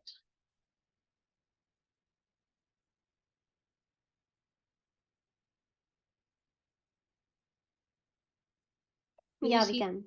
Okay, cool. Okay, so part 3, we've come to the last part of it where we're going to put all the pieces together and see how the magic trick works. So before we do that, we have a few tiny things that we need to understand. So let's get on with it. Homomorphism. Homomorphism is a study. It's a concept in maths. I'm not going to go into the actual mathematical definition, but I'm going to explain it in a way that is enough for us to understand the following slides. So homomorphism is basically a function. A function, it's a special function where you can compute f of x plus y for any x and y just by having f of x and f of y.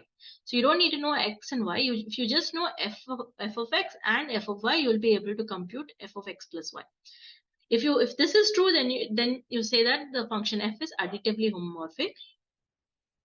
Similarly, if you have f of if you can compute f of x into y by f of x and f of y, then you say that the function is multiplicatively homomorphic. Right? This is what homomorphism is. Homomorphism is doing some operations on the mapping of a function. So mapping of some data. Okay, so homomorphic hiding is a method of concealing that data in the homomorphic function. So without knowing x and y, just by having f of x and f of y, we were able to calculate f of x plus y. So we are concealing that data x and y in a homomorphic function, but you can still calculate certain computations on that data. So any third party who does not know the actual data, but they know the hiding of that homomorphic function of that data, they'll be able to do some operations on it. So we will define, in this lecture, we'll go on to how homomorphic hiding works on elliptic curves. So before that, properties of homomorphic hiding. If you have the homomorphic, we are defining the homomorphic function as e of x. If you know e of x, it's very difficult to find x. Okay, so it's a one-way function, you can say. This is the first property. And second property is, if x is not equal to y, then its hiding also should not be equal. That is, e of x should also not be equal to e of y. That is the second property. Third property is additive homomorphism. That is, if you know e of x and e of y, you should be able to calculate e of x plus y. Then, as a stronger condition, you can have multiplicative homomorphism, where if you know e of x and e of y, then you should be able to calculate e of x into y. This is a very strong condition, so many cases we might not include this. So if the first three are satisfied, then it is good enough to make that function a homomorphic hiding function. How do we define homomorphic hiding on elliptic curves? Like this. So you take this homomorphic hiding e of x can be x into g. That is, if you x into g, where g is the generator of an elliptic curve under the prime fp, under a field fp. So this is the elliptic curve group that we spoke about. G is the generator of that. It could be any generator. You fix the generator. And if you do x in, this is the dot operation that we spoke about. x dot g, then that can be a homomorphic hiding of x. Okay, but why is this a homomorphic hiding? Let's see if it satisfies all the homomorphic hiding properties, right? We know that G is the generator of this curve.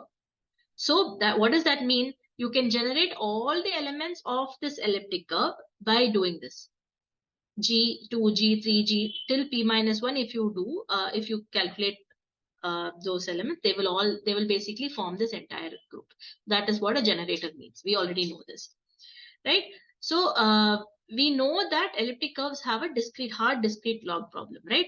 If you know this value AG mod P, you know P and G, it's very difficult to find A. Similarly, if you know X into G, it's very difficult to find X, because that's basically the hard log problem. It's very difficult to find that scalar value. So the hard problem is satisfied. Next, we know that this generator will uniquely create each element of that curve, right? So if you do G, 2G, 3G, 4G, they're all different elements of this curve. So if X is not equal to Y, then E of X will also not be equal to E of Y. This property is also satisfied. Next, cyclic property. We already know that this is elliptic curves usually form cyclic groups. With one generator, you can form all the elements or other elements of the group. So it is cyclic, and we know that for cyclic functions, this equation is true. We saw that long back. Let's go back quickly. Yes, in cyclic groups, we saw this, right? AG plus BG mod P should be equal to A plus B into G mod P. This is satisfied over here as well. Yes, so we know that this is true. So here, because of this, we are able to establish additive homomorphism. Just by given this AG is basically E of A, BG is basically E of B. With E or AG and BG, we are able to do A plus. This is basically E of A plus B. So we're able to get the additive homomorphic result out of this. Sadly, we cannot get multiplicative homomorphism using elliptic curves, single homomorphic hiding of elliptic curves. But even that is possible if we use elliptic curve pairings, which we will come to a little bit later.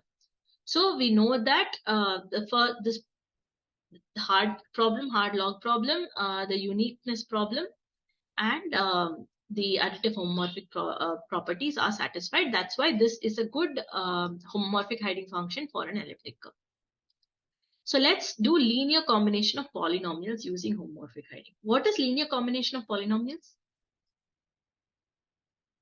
Quick one-liner, anybody? We've spoken about this multiple times in this lecture. What is linear combination? Anyone?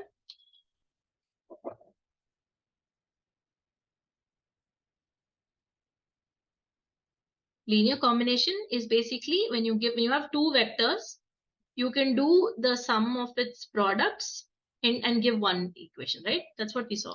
For the very first slide, we spoke about this, right? If you have f of x like this, you can do a linear combination. If you have two vectors, if you do a linear combination of them, you get another polynomial.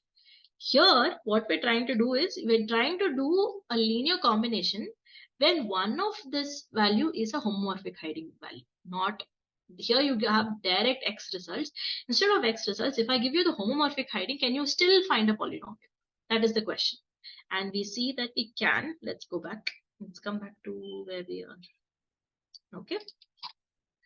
So we know that we have our homomorphic hiding function E of x here, which is defined like this. E x into G can be a homomorphic hiding. And we have a polynomial P of x of degree D defined on the finite elements P. Polynomial defined on FP basically means all these values, right? A1 to A0, they belong to FP. So that's what this line means. So we want to find this polynomial at a particular point S. Okay, we want to find P of S without knowing the S value. So we want to find, so we can do linear combination of polynomials by knowing the weights of the polynomial, that is A0 to AD, and the homomorphic hiding of the powers of S. We don't need to know S. But if we know the homomorphic hiding of each of these powers, then we can combine them to get E of P of S. Because E of X is additively homomorphic. Do you believe this when I say it? Do you think you can see how this is possible straight away? Or should we prove it? Okay, let's prove it. But I was too lazy, so you have to make do with my bad handwriting here. So let's do linear combination of polynomials using homomorphic hiding. So we have this P of X, which is basically A0 plus A1X plus A2X squared, so on till ADX to the power D. Okay, we want to find E of P of S, correct? That's what we want to find without knowing S. We don't know the S value, but we do know, what do we know? We know the weights and we know the homomorphic hidings of the powers of S. So we have these two vectors and we need to find this E of P of S, right? So to find E of P of S, can I write it like this? What is P of S? P of S just A0 plus A1S plus A2S squared till ADS to the power D. E of P of S is just E of this whole thing. We know that E of this whole thing is E of X is X to the power G. So this is basically this whole thing into G, right? Let's bring this G inside. This is A0G plus A1SG plus A2S squared G till ADS to the power D G, right? Now for each term, let's go this way.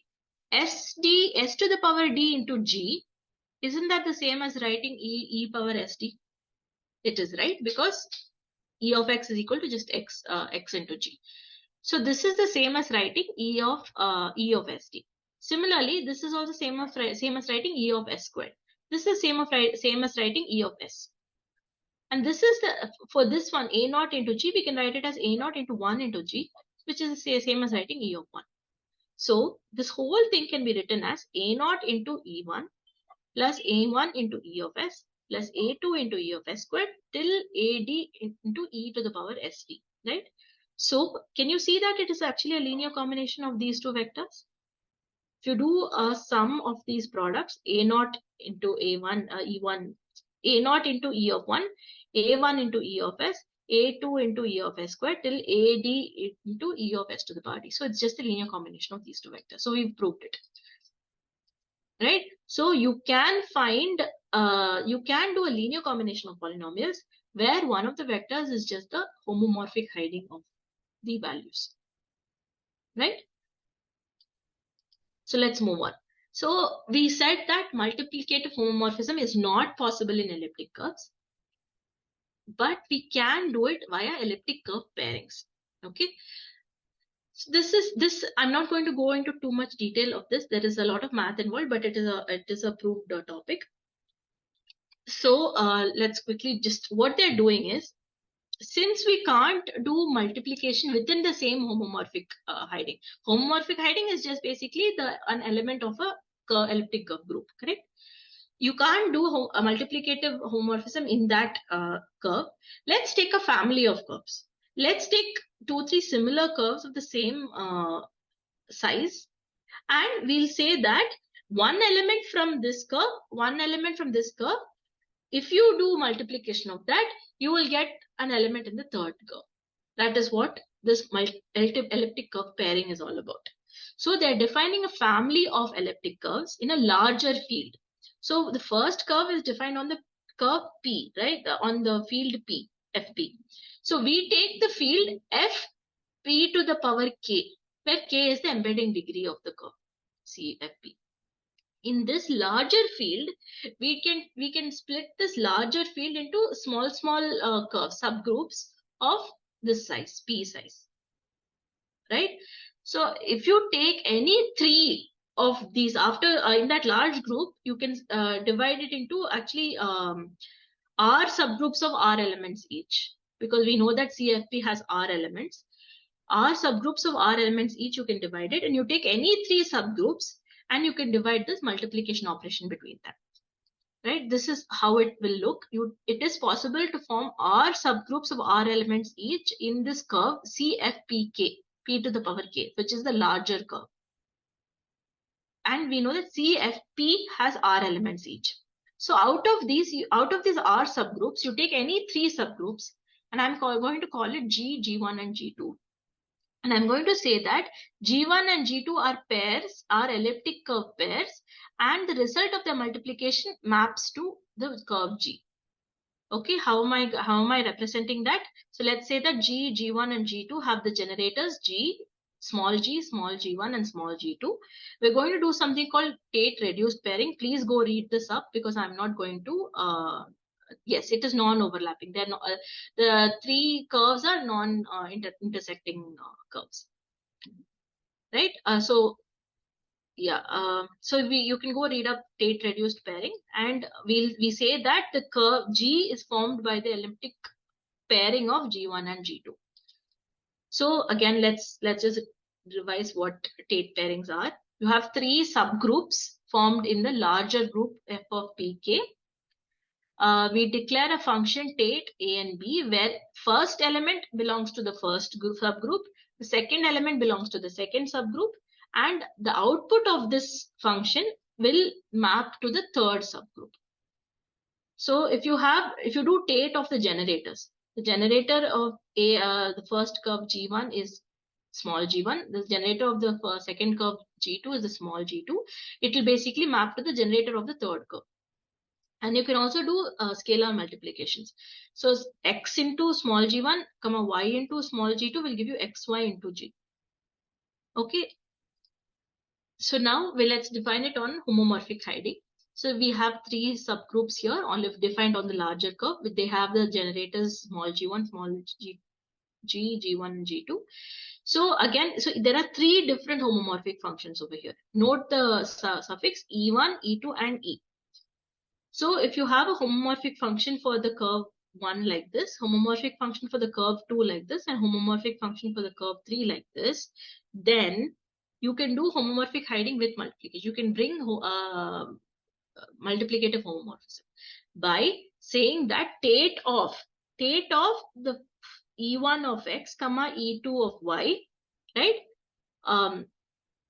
Where E1 is the homomorphic hiding of the first group, where E2 is the homomorphic hiding of the second group, then you can, this function will map to the third group xy at the point xy. So this is the equation we need to remember for multiplicative homomorphism, to achieve multiplicative homomorphism in elliptic curve cryptography. So let's pause this for now. We'll use this result later. This is just so that we can get multiplicative homomorphism. We already know that within a homomorphic hiding itself, we have additive homomorphism.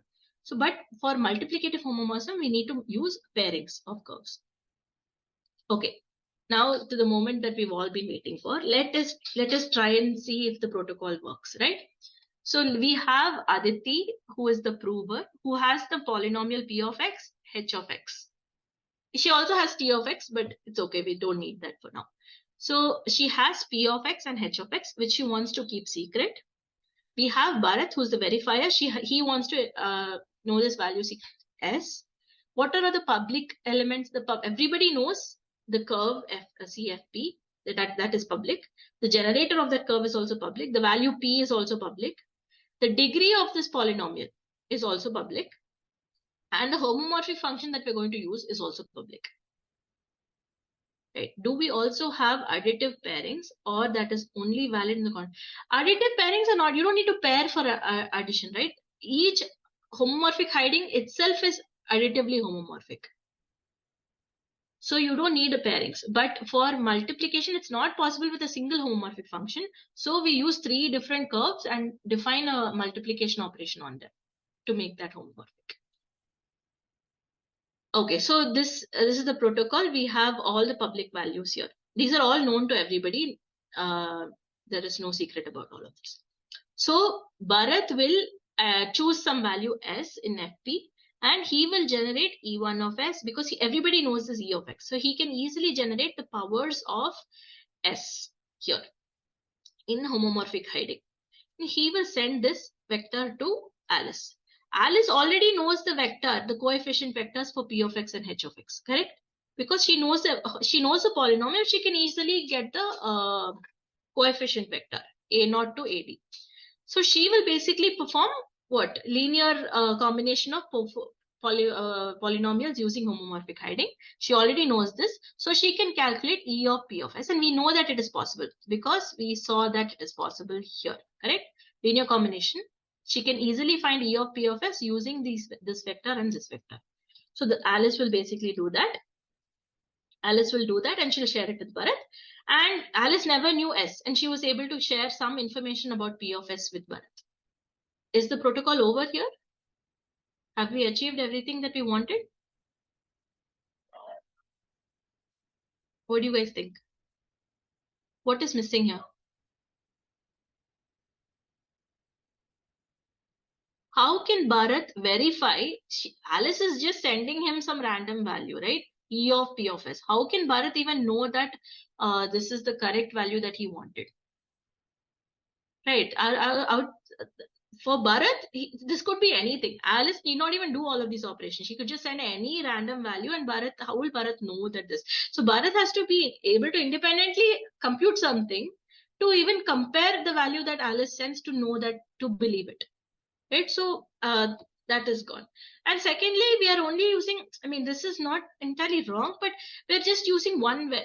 This protocol is defined between one prover and one verifier. In reality, let's say in our blockchain systems, we have one prover and a set of verifiers. All the validators should be able to believe, in the network should be able to believe it. So we can't keep, Alice cannot keep sending like one by one to all of them, right? So there should be a mechanism where we can establish some proof between one prover and a set of verifiers. So that's what this is the problem. Bharat does not trust Alex to use the right P of X. Okay. Bharat needs to be able to independently calculate something to be able to compare it with the value that Alice sends. And what if there are more than one verifiers? So let's see how to solve this problem. We use two things. We use a setup ceremony to solve the number of verifiers problem. To establish a protocol between one prover and multiple verifiers, we use a trusted setup ceremony. And to solve the problem of, we have two distinct problems here, right? Bharat does not trust Alice, so he needs to be able to verify it. That is one problem. Second problem is the number of verifiers. This problem, number of verifiers, can be solved with the trusted ceremony. And the trusting part, how can Alice, Bharat believe what, I'm saying Alice, I said, you should be saying Aditi. How can Bharat believe what Aditi sends? That we solve by a commitment ceremony. Okay, so we're going to introduce two new things, trusted setup and a commitment ceremony. Trusted setup, I'll come to a little bit. Commitment ceremony is basically saying, let Aditi commit to some value. So she has a polynomial, let her commit to some value S that she cannot change at a later point of time. And once she has committed, she cannot change this polynomial also. So afterwards, for that commitment to be valid, she has to use the correct polynomial at every future communication. Because a verifier can use that commitment to check whether she has told the she's told the truth or she has lied. Okay, so let her commit to some value, that is the commitment ceremony, so that Bharat can use that commitment to check whatever Alice sends, and then he'll be able to verify at any other point. And then we have the trusted ceremony to solve the more than one verifiers problem. So let's look at the trusted ceremony. The trusted ceremony, usually we use something called powers of tau. You might have heard of this, powers of tau. So, okay. Now, to do a trusted setup, Alice has to, for Alice to commit to a point, commit to the polynomial at some point S. She has to commit to this point P of S. She needs to know the value S, but she cannot know the value S. We only send her the hidings of that value. To send her to the hidings of the value, we need to know the value S, right? As a verifier, the verifier needs to know the value S to compute the hidings of S, that is E of 1, E of S squared, to send to Alice so that she can commit to that value E of P of S. But now, if there is one verifier, he can easily compute that value S. He can just choose some random S and do it. But if there are many verifiers, how are they all going to agree on this value S? And if that value S is known by so many people, it's no longer a secret. The more people who know about a value, the less secure it is, correct? So we need a way where multiple people can agree on a value such that this E1 of E of 1, E of S squared, this whole string can be calculated. We want this string to be calculated, but such that there's not one verifier, there are multiple verifiers, and they have all agreed on this value S such that one such string can be computed. This is actually a different difficult problem. If it's one verifier, it is easy. He just chooses the random S and only he would know about it. But if it's a large set of verifiers, it is a problem. So this is solved using something called MPC. So I'm not going to go into details of this protocol. You can go read it up, the powers of tau ceremony. MPC is basically it's a concept. It's called multi-party computation, or SMPC, which is secure multi-party computation.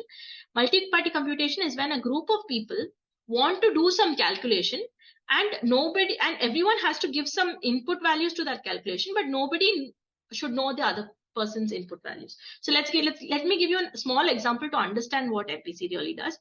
Let's say that in this call, let's say how many people are there now? There are about 15 people, right? So let's say all of us need to know, in our group, we want to know the average salary a person gets, right? I don't want to reveal my individual salary, but I want to know the average salary of the group. Okay, so if I participate in an MPC protocol, I will be able to do that. I won't know anybody else's salary, but at the end, we can find the average salary. One very rudimentary way of doing this is like I would take my salary, which is X1. I'll add some randomness to it. Let's say I'll add the randomness R. So I have X1 plus R. I will send this X1 plus R to the next person. So they will have their salary, which is X2. And they'll have X1 plus R. They can't find my salary because the randomness could be anything. So they can't separate the R from the X1. So they will add their salary. And it'll go in a round robin. Everyone will add their salary to this whole thing. And finally, it will come back to me with everyone's salary plus this R value. I will remove my R value. I'll still have the sum of everybody's salary. I'll divide it by the number of people. I have the average. Right? So now I have not found anybody's individual salary, but I know the average of all of them. So this is a very rudimentary way of explaining what MPC is, but you can go and read it up. It is used in many places in Web3, like threshold signing, where many people have to sign a transaction for it to go onto the blockchain. Like it's an off-chain signing where the private key is basically split into multiple parts, and everyone has to come together without knowing each other's parts and sign the transaction. So it has a wide range of applications. You can go read it up. Similarly, there are all these verifiers will participate in MPC. They will come up. The output of MPC will not be the value S. Nobody will know the value S, but they will be able to calculate this string, which is what we want basically. E1, E of S squared, and E of S to the power D. This string is called the SRS, which is the output of the trusted setup ceremony. SRS stands for structured reference string. This has a toxic value S that nobody will find out. If we use MPC, nobody will find out. If there is only one person, he can compute it, but he should keep this value secret. So why is it called the powers of tau ceremony? Apparently, tau means a secret in Greece. So you're basically giving the secrets of the powers of tau, right? 1 S squared are all powers of S, and you're hiding it inside a homomorphic function. That's why it's called the powers of tau, where you're actually sending something where you cannot reveal, where we won't come to know of the secret. So the output of the trust ceremony is this, which is exactly what we want, right? We just want this string. So it doesn't matter. So nobody will get to know this secret S, but we're able to form the structured reference string. So this solves the multiple verifiers problem. Let's come to the verifier being able to believe the prover problem. So we go for a commitment ceremony where Aditi has to commit her polynomial P of X at some particular point X. We use Karte commitment scheme, which is also called KZG. This is the first initial of all the authors, of the surnames of all the authors of this paper. I have linked the paper in the end of the slides, so you can go read the paper, but let me explain what the paper says in a very high level. So, okay. So now let's go over the protocol once again. There is a what are the public values? The curve fp is public, the value p is public, the generator to the curve is public, the degree of the polynomial is public, and also the homomorphic function is public. And the trusted setup that happened between Aditi and all the provers, all the verifiers, sorry, the prover and all the verifiers, the output of the trusted setup is the powers of tau here that we have e of 1, e of s, and all of that. So now Aditi has to commit her polynomial p of x and h of x at this point, using at this point s, without knowing s. So of course, she can commit very easily. She knows p of x and h of s, so she knows all the weights of these two polynomials. She will simply do the linear combination using homomorphic hiding, and she will get the values e of p of s and e of h of s, okay, as the commitment and its proof. So C is equal to E of P of S, and pi is the proof of the commitment, which is P of H of S. So this is the commitment ceremony. At the end of the commitment ceremony, she will, Aditi will share these two values with all the verifiers. Now, using this one-time setup and commitment, any verifier can ask the prover to prove something, and they'll be able to do it in a non-interactive way. Just in one round of communication, they'll be able to achieve the result. Okay, so let's see how this works and why this is very useful. How can Bharat actually use this commitment to verify any other point z for p of x and p of z and p of h of z? He'll be able to verify this polynomial p of x at any point z in the future using this commitment. Let's see how that is. So the final protocol. So we have the public values, which is the finite field fp, the degree of the polynomials. But now we're going to use elliptic curve pairings. Okay, so we already know what that is. We have three pairings like this, where e1 and e2, the Tate function of this gives a mapping in the third elliptic curve, which is E of x. And we also know the generators of the subgroups G, G1, and G2. Okay, so these are all the public values. We'll assume that everyone knows this. There are some values that only the prover and the set of verifiers know. Now we're assuming more than one verifiers. Okay, so to achieve something that is known only between a small group of people, we have to use some form of encryption. Here they do use symmetric encryption. We call this prover key and verifier key. But I am not going to talk about this encryption because it is fairly obvious. Like any communication that happens between them, you just assume that it is encrypted. Okay. So that things that are only known between the prover and the set of verifiers, they know the SRS, right? The structured reference string is only known between the prover and the set of verifiers. The commitment of P of S and the proof of the commitment. So these three values, the SRS, C, and pi values are only known between the prover and the verifier. Now, what is known only to the prover? Prover knows the polynomial P of x.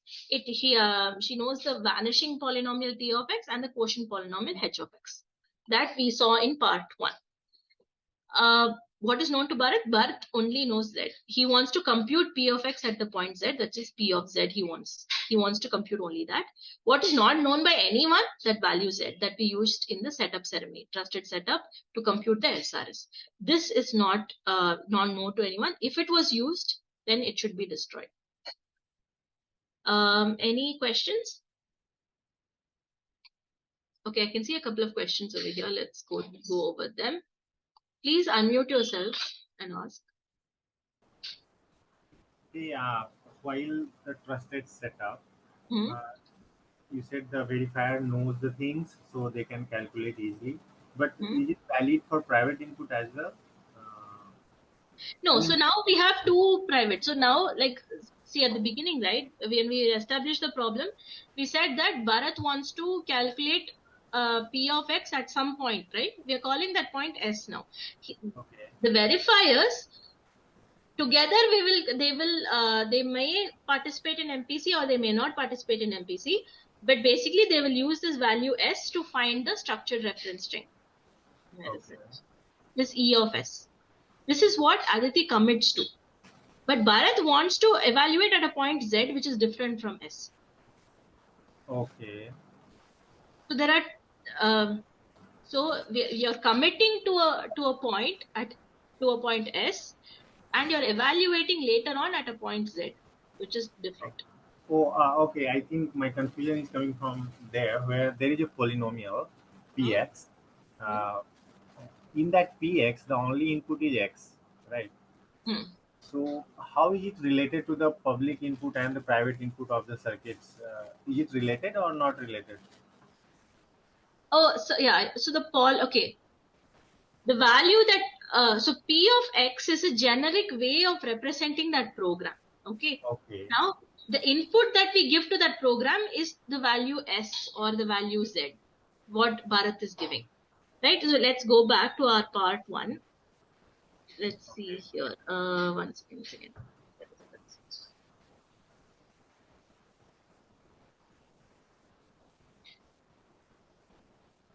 Just trying to find it 1 second.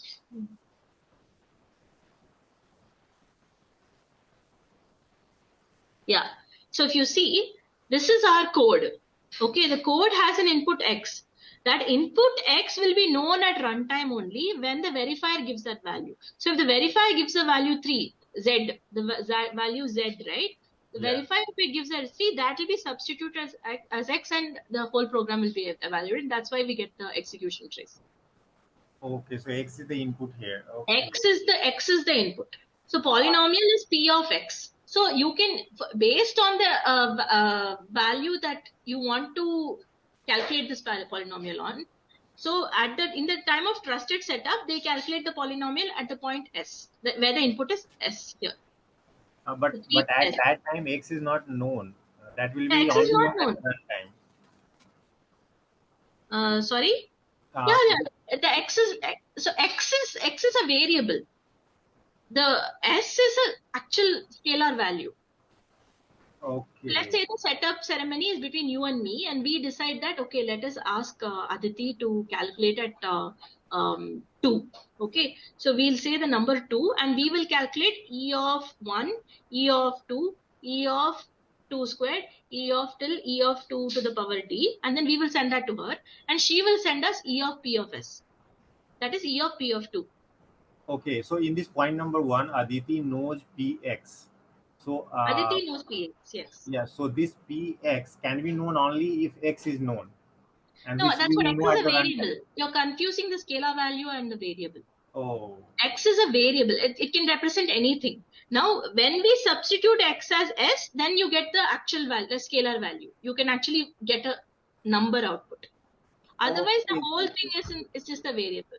Okay, so when in the runtime, when we will be using this application, then X will be coming from the real world. Yes, correct. But at this time, we are using some scalar value which is coming from the trusted setup. Yeah, so the trusted setup that is Okay. also at runtime. The trusted setup is also happening between prover and verifier. No, so Okay. at the time of trusted setup, the verifiers will compute some value S, and they will ask Alice to evaluate her P of X at S. Okay, got it, got it. Yeah, yeah. Thanks very Got much. it? Yeah. Okay. Is there another? This Mike has a question. Must the first value of the SRS be the commitment at 1? Yes, it does. Just because you have the polynomial in the format as A0 plus A1. So A0 has that coefficient of X, coefficient as 1, right? That's why you do it. But it's obvious. Like if you agree beforehand that I'm not going to send you E of 1, you calculate it yourself, that is also fine. Because the E of 1 is easy to calculate. It is just a constant, right? From here only you can't calculate because it requires the input X. So you can fix your protocol however you want. Does that answer your question, Mike? Okay, yes, it does. Thank you. Okay. Um, I also have another question. Like in the SRS string, the value of D, can it as well be the length of the vector, like the witness vector, like D? S, yeah, yeah, Yeah, S, D D. represents the length of the vector. You have so many elements, right? You have D plus 1 elements. Oh, Basically, yeah, you okay, have D elements, right? D is the length of the vector. Oh, okay. I So was sorry, like so the length of the SRS string is more like virtually the same length as the witness vector, right? Length of the SRS string, no, need not be true. The witness vector is calculated by the number of intermediate steps in the program. So for example, in our thing itself, maybe you're right. I'm not sure about this. So in our example, our D was 5, right? Wait one second. What was our example? So in our example, we saw that P had the value D. There are 6 terms here. 1, 2, 3, 4, 5, 6. 7, I think. And the S also had 6. It is true here, but actually I don't think it is true. Let's see why.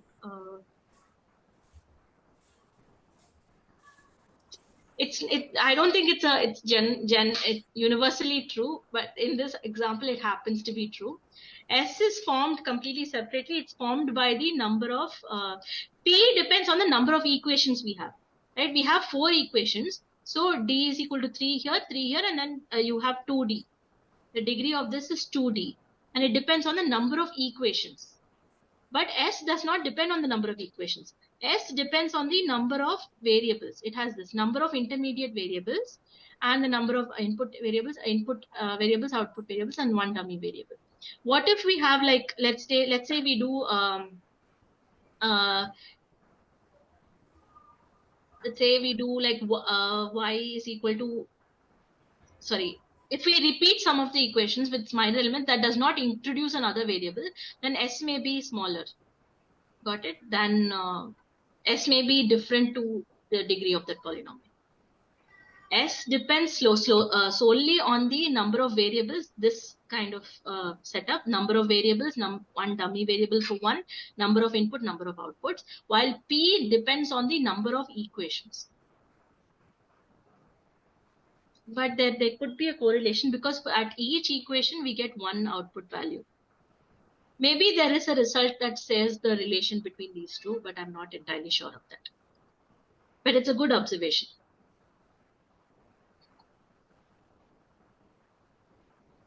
Right. Any other questions? I hope that gave you some clarity. But by knowing this relation, I don't know how we can improve this protocol better, or maybe I can look it up. But any other questions, guys?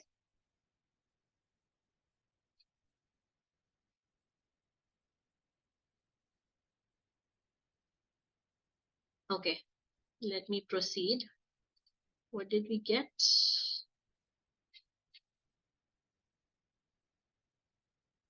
We were talking about this, right? Yeah. So we have the what all values are known to everybody at different, what is known publicly, what is known between the prover and verifier, what is known only to the prover, what is known only to the verifier, and what is not known by anybody. Okay. So now let's look at the final protocol. Okay. So now let's assume that the trusted setup is done and the commitment is also done. Okay. So when the commitment is done, both the verifier will know the commitment and the proof to the commitment and the SRS. Okay, so now after the commitment is done between a prover and a set of verifiers, any verifier can interact with the prover in a non-interactive way, that is with minimal communication, to establish a result. Okay, and prove it. So let's say that the Bharat, who's the verifier, wants, now that the setup is done, he wants to evaluate P of X at a point Z. So what does Bharat do? He does the same thing. For some Z in FP, he will calculate the string. This is not the SRS. SRS was in the setup ceremony. This is very similar looking because this is exactly like 1, E of Z squared till E of Z to the power D. So after calculating this string, he will send it to Aditi. Aditi can do a linear combination of her weights and the homomorphic hiding. So she will calculate E of P of Z and share it with Bharat. Now, Bharat can verify this using that commitment that he has. He will basically check if this equation is satisfied.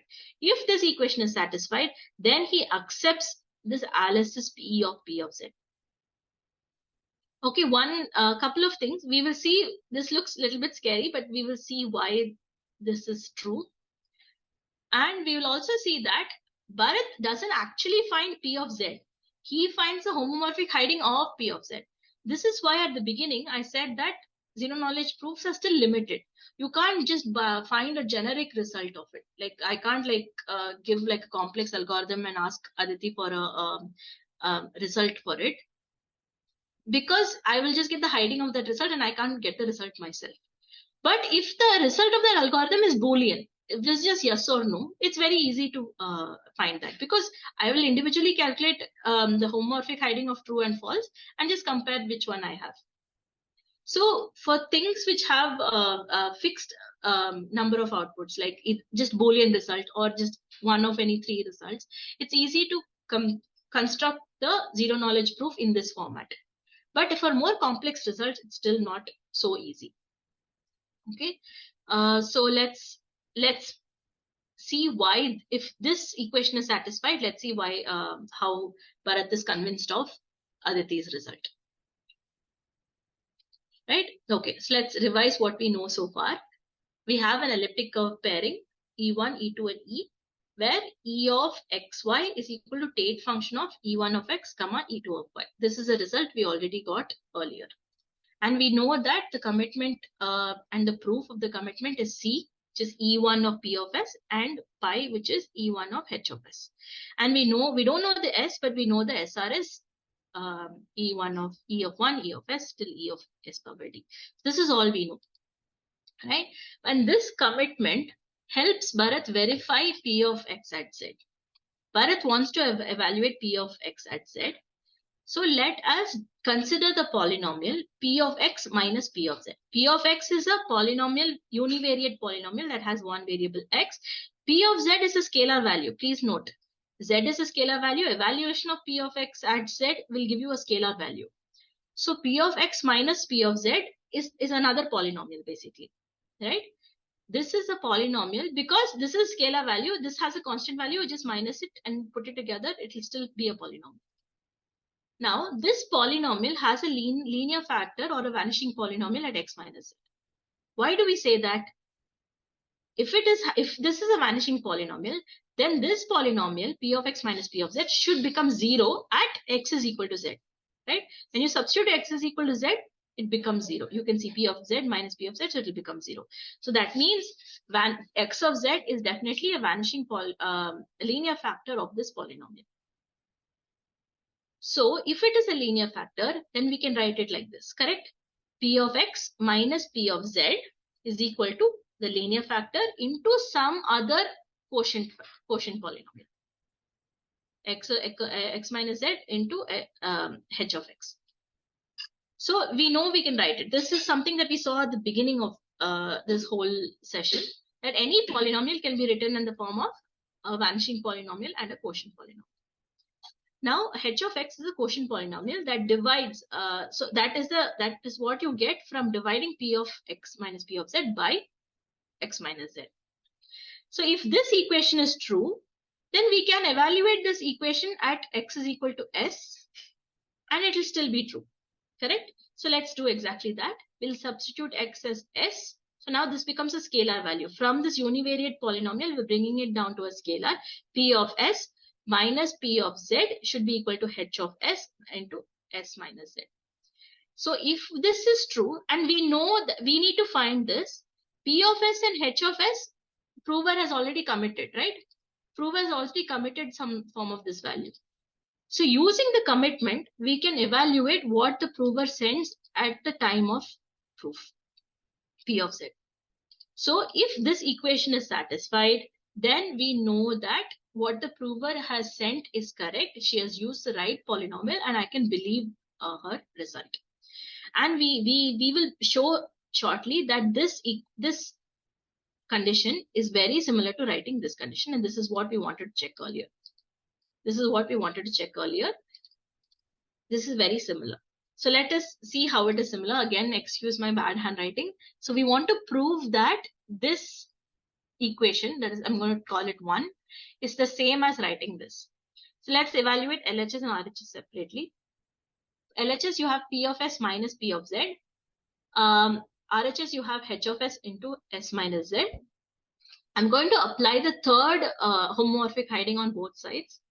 So I'm going to write E of P of S minus P of Z into 1 and H of S into E of H of S into Z minus S minus Z. Now, since this is E of XY format, we can write it in terms of its state function. So write the state function here. This is what you will get. It will be E1 of P of S minus P of Z, comma E2 of 1. This is all scribbled, but I'm sure you will be able to write it. It's not too difficult. And if you keep simplifying it, you will get basically this format that we wanted to prove. And I've already given the answer here, but I'd like you to try it also. Right. So now that we have, so basically we've said that if the verifier can check if this equality holds, if this condition is satisfied, he can believe what the prover said. So will he be able to check whether it is right? Let's see that. He knows the Tate function. We'll assume that that is public. The C value is the commitment made by the prover. So the verifier will definitely know it. The pi value also is the sentence proof to the commitment by the prover. So the verifier will know that value also. Now take E1 of P of Z. This E1 of P of Z can be calculated at the is calculated by the prover at the time of interaction. This is what she actually sends, right? She sends E of P of Z at the time of this interaction. So the verifier will have that also. Verifier will have this value. G2 is public, right? And let's look at, this is the final one, E2 of S and E2 of S minus Z. We can write E2 of S minus Z as E2 of S minus E2 of Z because it is additively homomorphic. So E2 of S is there in the SRS already. Even without knowing S, the verifier will know E2 of S. And E2 of Z he can calculate because only the verifier knows Z. And he knows the homomorphic hiding function E2 also. If you just apply the function, he will know this value. So we see that the verifier is able to either he already has or he'll be able to get all of these values to check whether this equality holds. And now if this holds, then this whole interaction has been done in a zero knowledge way, in a non-interactive way. So let's do a requirements check. We wanted correctness. That is, Aditi was able to find E of P of Z correctly, right? She can't go wrong in finding E of P of Z if she is an honest person. Soundness, verifiability. After Aditi gives E of P of Z, Bharat is able to verify with this verification. With this, he is able to verify that what Aditi has said is right or not, using the commitment that she has made in the cell of thinking commitment that he has made. Okay, so soundness is also guaranteed. Zero knowledge. At the end of this protocol, Aditi did not find S, and Bharat also did not find P of X. He does not know the polynomial himself. He just knows the value of the polynomial at the point Z, and Aditi also did not find it. So we have achieved zero knowledge. Non-interactive, apart from that one setup phase, which was common to a set of verifiers, we were able to do the actual verification in one round of communication. So we've achieved non-interactiveness also. So that's it basically. We were able to do a ZK-SNARK proof perfectly. So let's just conclude by discussing some pros and cons of this approach, right? So we know that there are different types of proofs, and you'll be looking at Stark proofs next week, I think, in the ZK month. So how does it compare? So we know that we do a KCG ceremony, the Kate ceremony for the commitment, but the commitment size is what? What is the commitment? The commitment is only one homomorphic hiding of a point.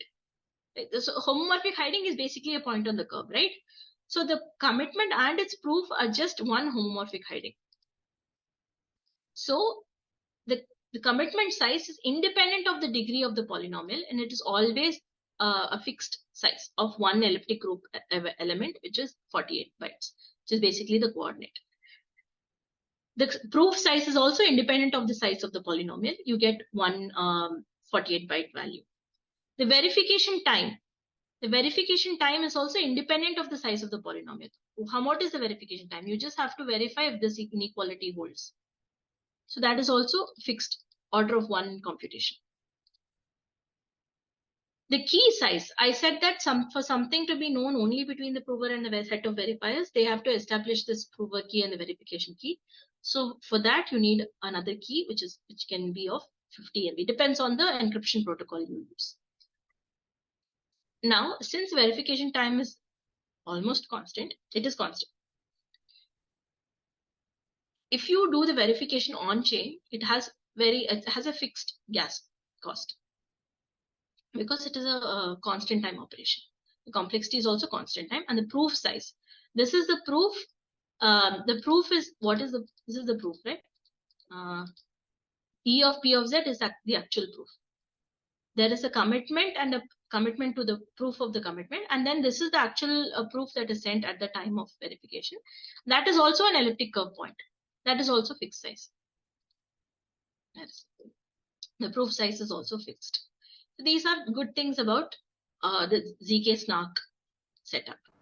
What are the cons you do? Yeah.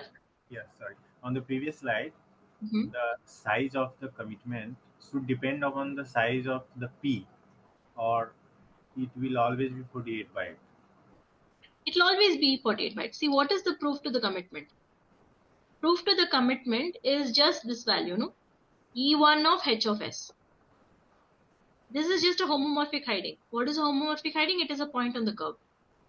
So point on the curve, so the size of the point. So if P is only 5, then this is a small number. But if P is 5 million, then one point will be a very big size, say order of the million. No. So, point is a coordinate, right? It's an x comma y value on the graph. Even if P is like 1 million, you still need one point. You still need one coordinate. So that coordinate at the end of the field will be, say, 1 million, right? So okay, you're saying, okay, you're comparing the integer values or number of bits needed to represent that integer. Yeah, exactly. Yes. So, but see, we will consider that fixed. Okay. So once you P is determined at the beginning of everything. It's at the beginning of the protocol. You determine what P is, and it is a public. It remains a public value throughout. So at the end, you represent all the points, assuming that it is the largest point. So even 0, 0 is represented in that big number of bits needed to represent P. Yeah, makes sense. Yeah, got it. Thank you. Okay. Right. Let's come back. Okay. Yeah. So cons, you do need a trusted setup, but it is a one-time thing. After the trusted setup is established between one prover and set of verifiers, those verifiers can do any number of interactions with the prover and it will be done. And one important thing that I forgot to tell was, in this interaction, Bharat has one secret value Z, but he can send all, let's say he has like a million values that he wants to evaluate. He can send all the million values in one go. He just has to send one vector for each of those values. And prover also can send all the E of P of Z for those million values. And Bharat will be able to verify them on his end. All the million verifications he has to do. But the protocol is just one interaction. So this protocol is defined between one prover and a set of verifiers, and each verifier at each round of communication, they can evaluate multiple points and not just one point. So that is the beauty of it. Even though you require one trusted ceremony, it is a one-time thing. And after that, you can do any number of, with one interaction, you can do any number of proofs. Generally, elliptic curves are not post-quantum secure. Stark proofs are post-quantum secure. They don't depend on elliptic curve cryptography. In Stark proofs, they use collision-resistant hashes. So it's supposed to be post-quantum secure, but I don't know how that is. I haven't studied it yet. Maybe I can read it up and we'll have another lecture on Starks. So elliptic curves are not post-quantum secure. So this whole Stark proofs will collapse when at the time of quantum computers, if we ever get there soon. Then we make a lot of assumptions based on elliptic curve pairings, right? We're saying that we'll take a larger set and we'll define smaller subgroups. We'll take any 3 subgroups and say that we have a Tate function that does multiplicative homomorphism. There are some assumptions that, I mean, this is a very mathematical area. It has been proved. You can go look it up, but it does have some assumptions. So these are all the cons to ZK-SNARKs. There are many zero knowledge proofs that can work without a trusted setup, which is, we can see that many such things have come up over the years, and the ones which I've highlighted are particularly popular. So you can go read them up. Bullet proofs also use some concepts on SNARKs. Plonk is entirely made up of SNARKs only. It uses Groth 16. Yeah, so you can go read up on these proofs. But see, at the end of this lecture, what I wanted to say was, I might not have given you the entire protocol exactly how it happens, but I'm confident that you guys know the building blocks to go and read up on these protocols, on these proofs, and you will be able to understand exactly how they work because the building blocks are there. You know exactly all the small pieces that form the entire space of cryptography. So you'll be able to read any other cryptographic literature that you come across.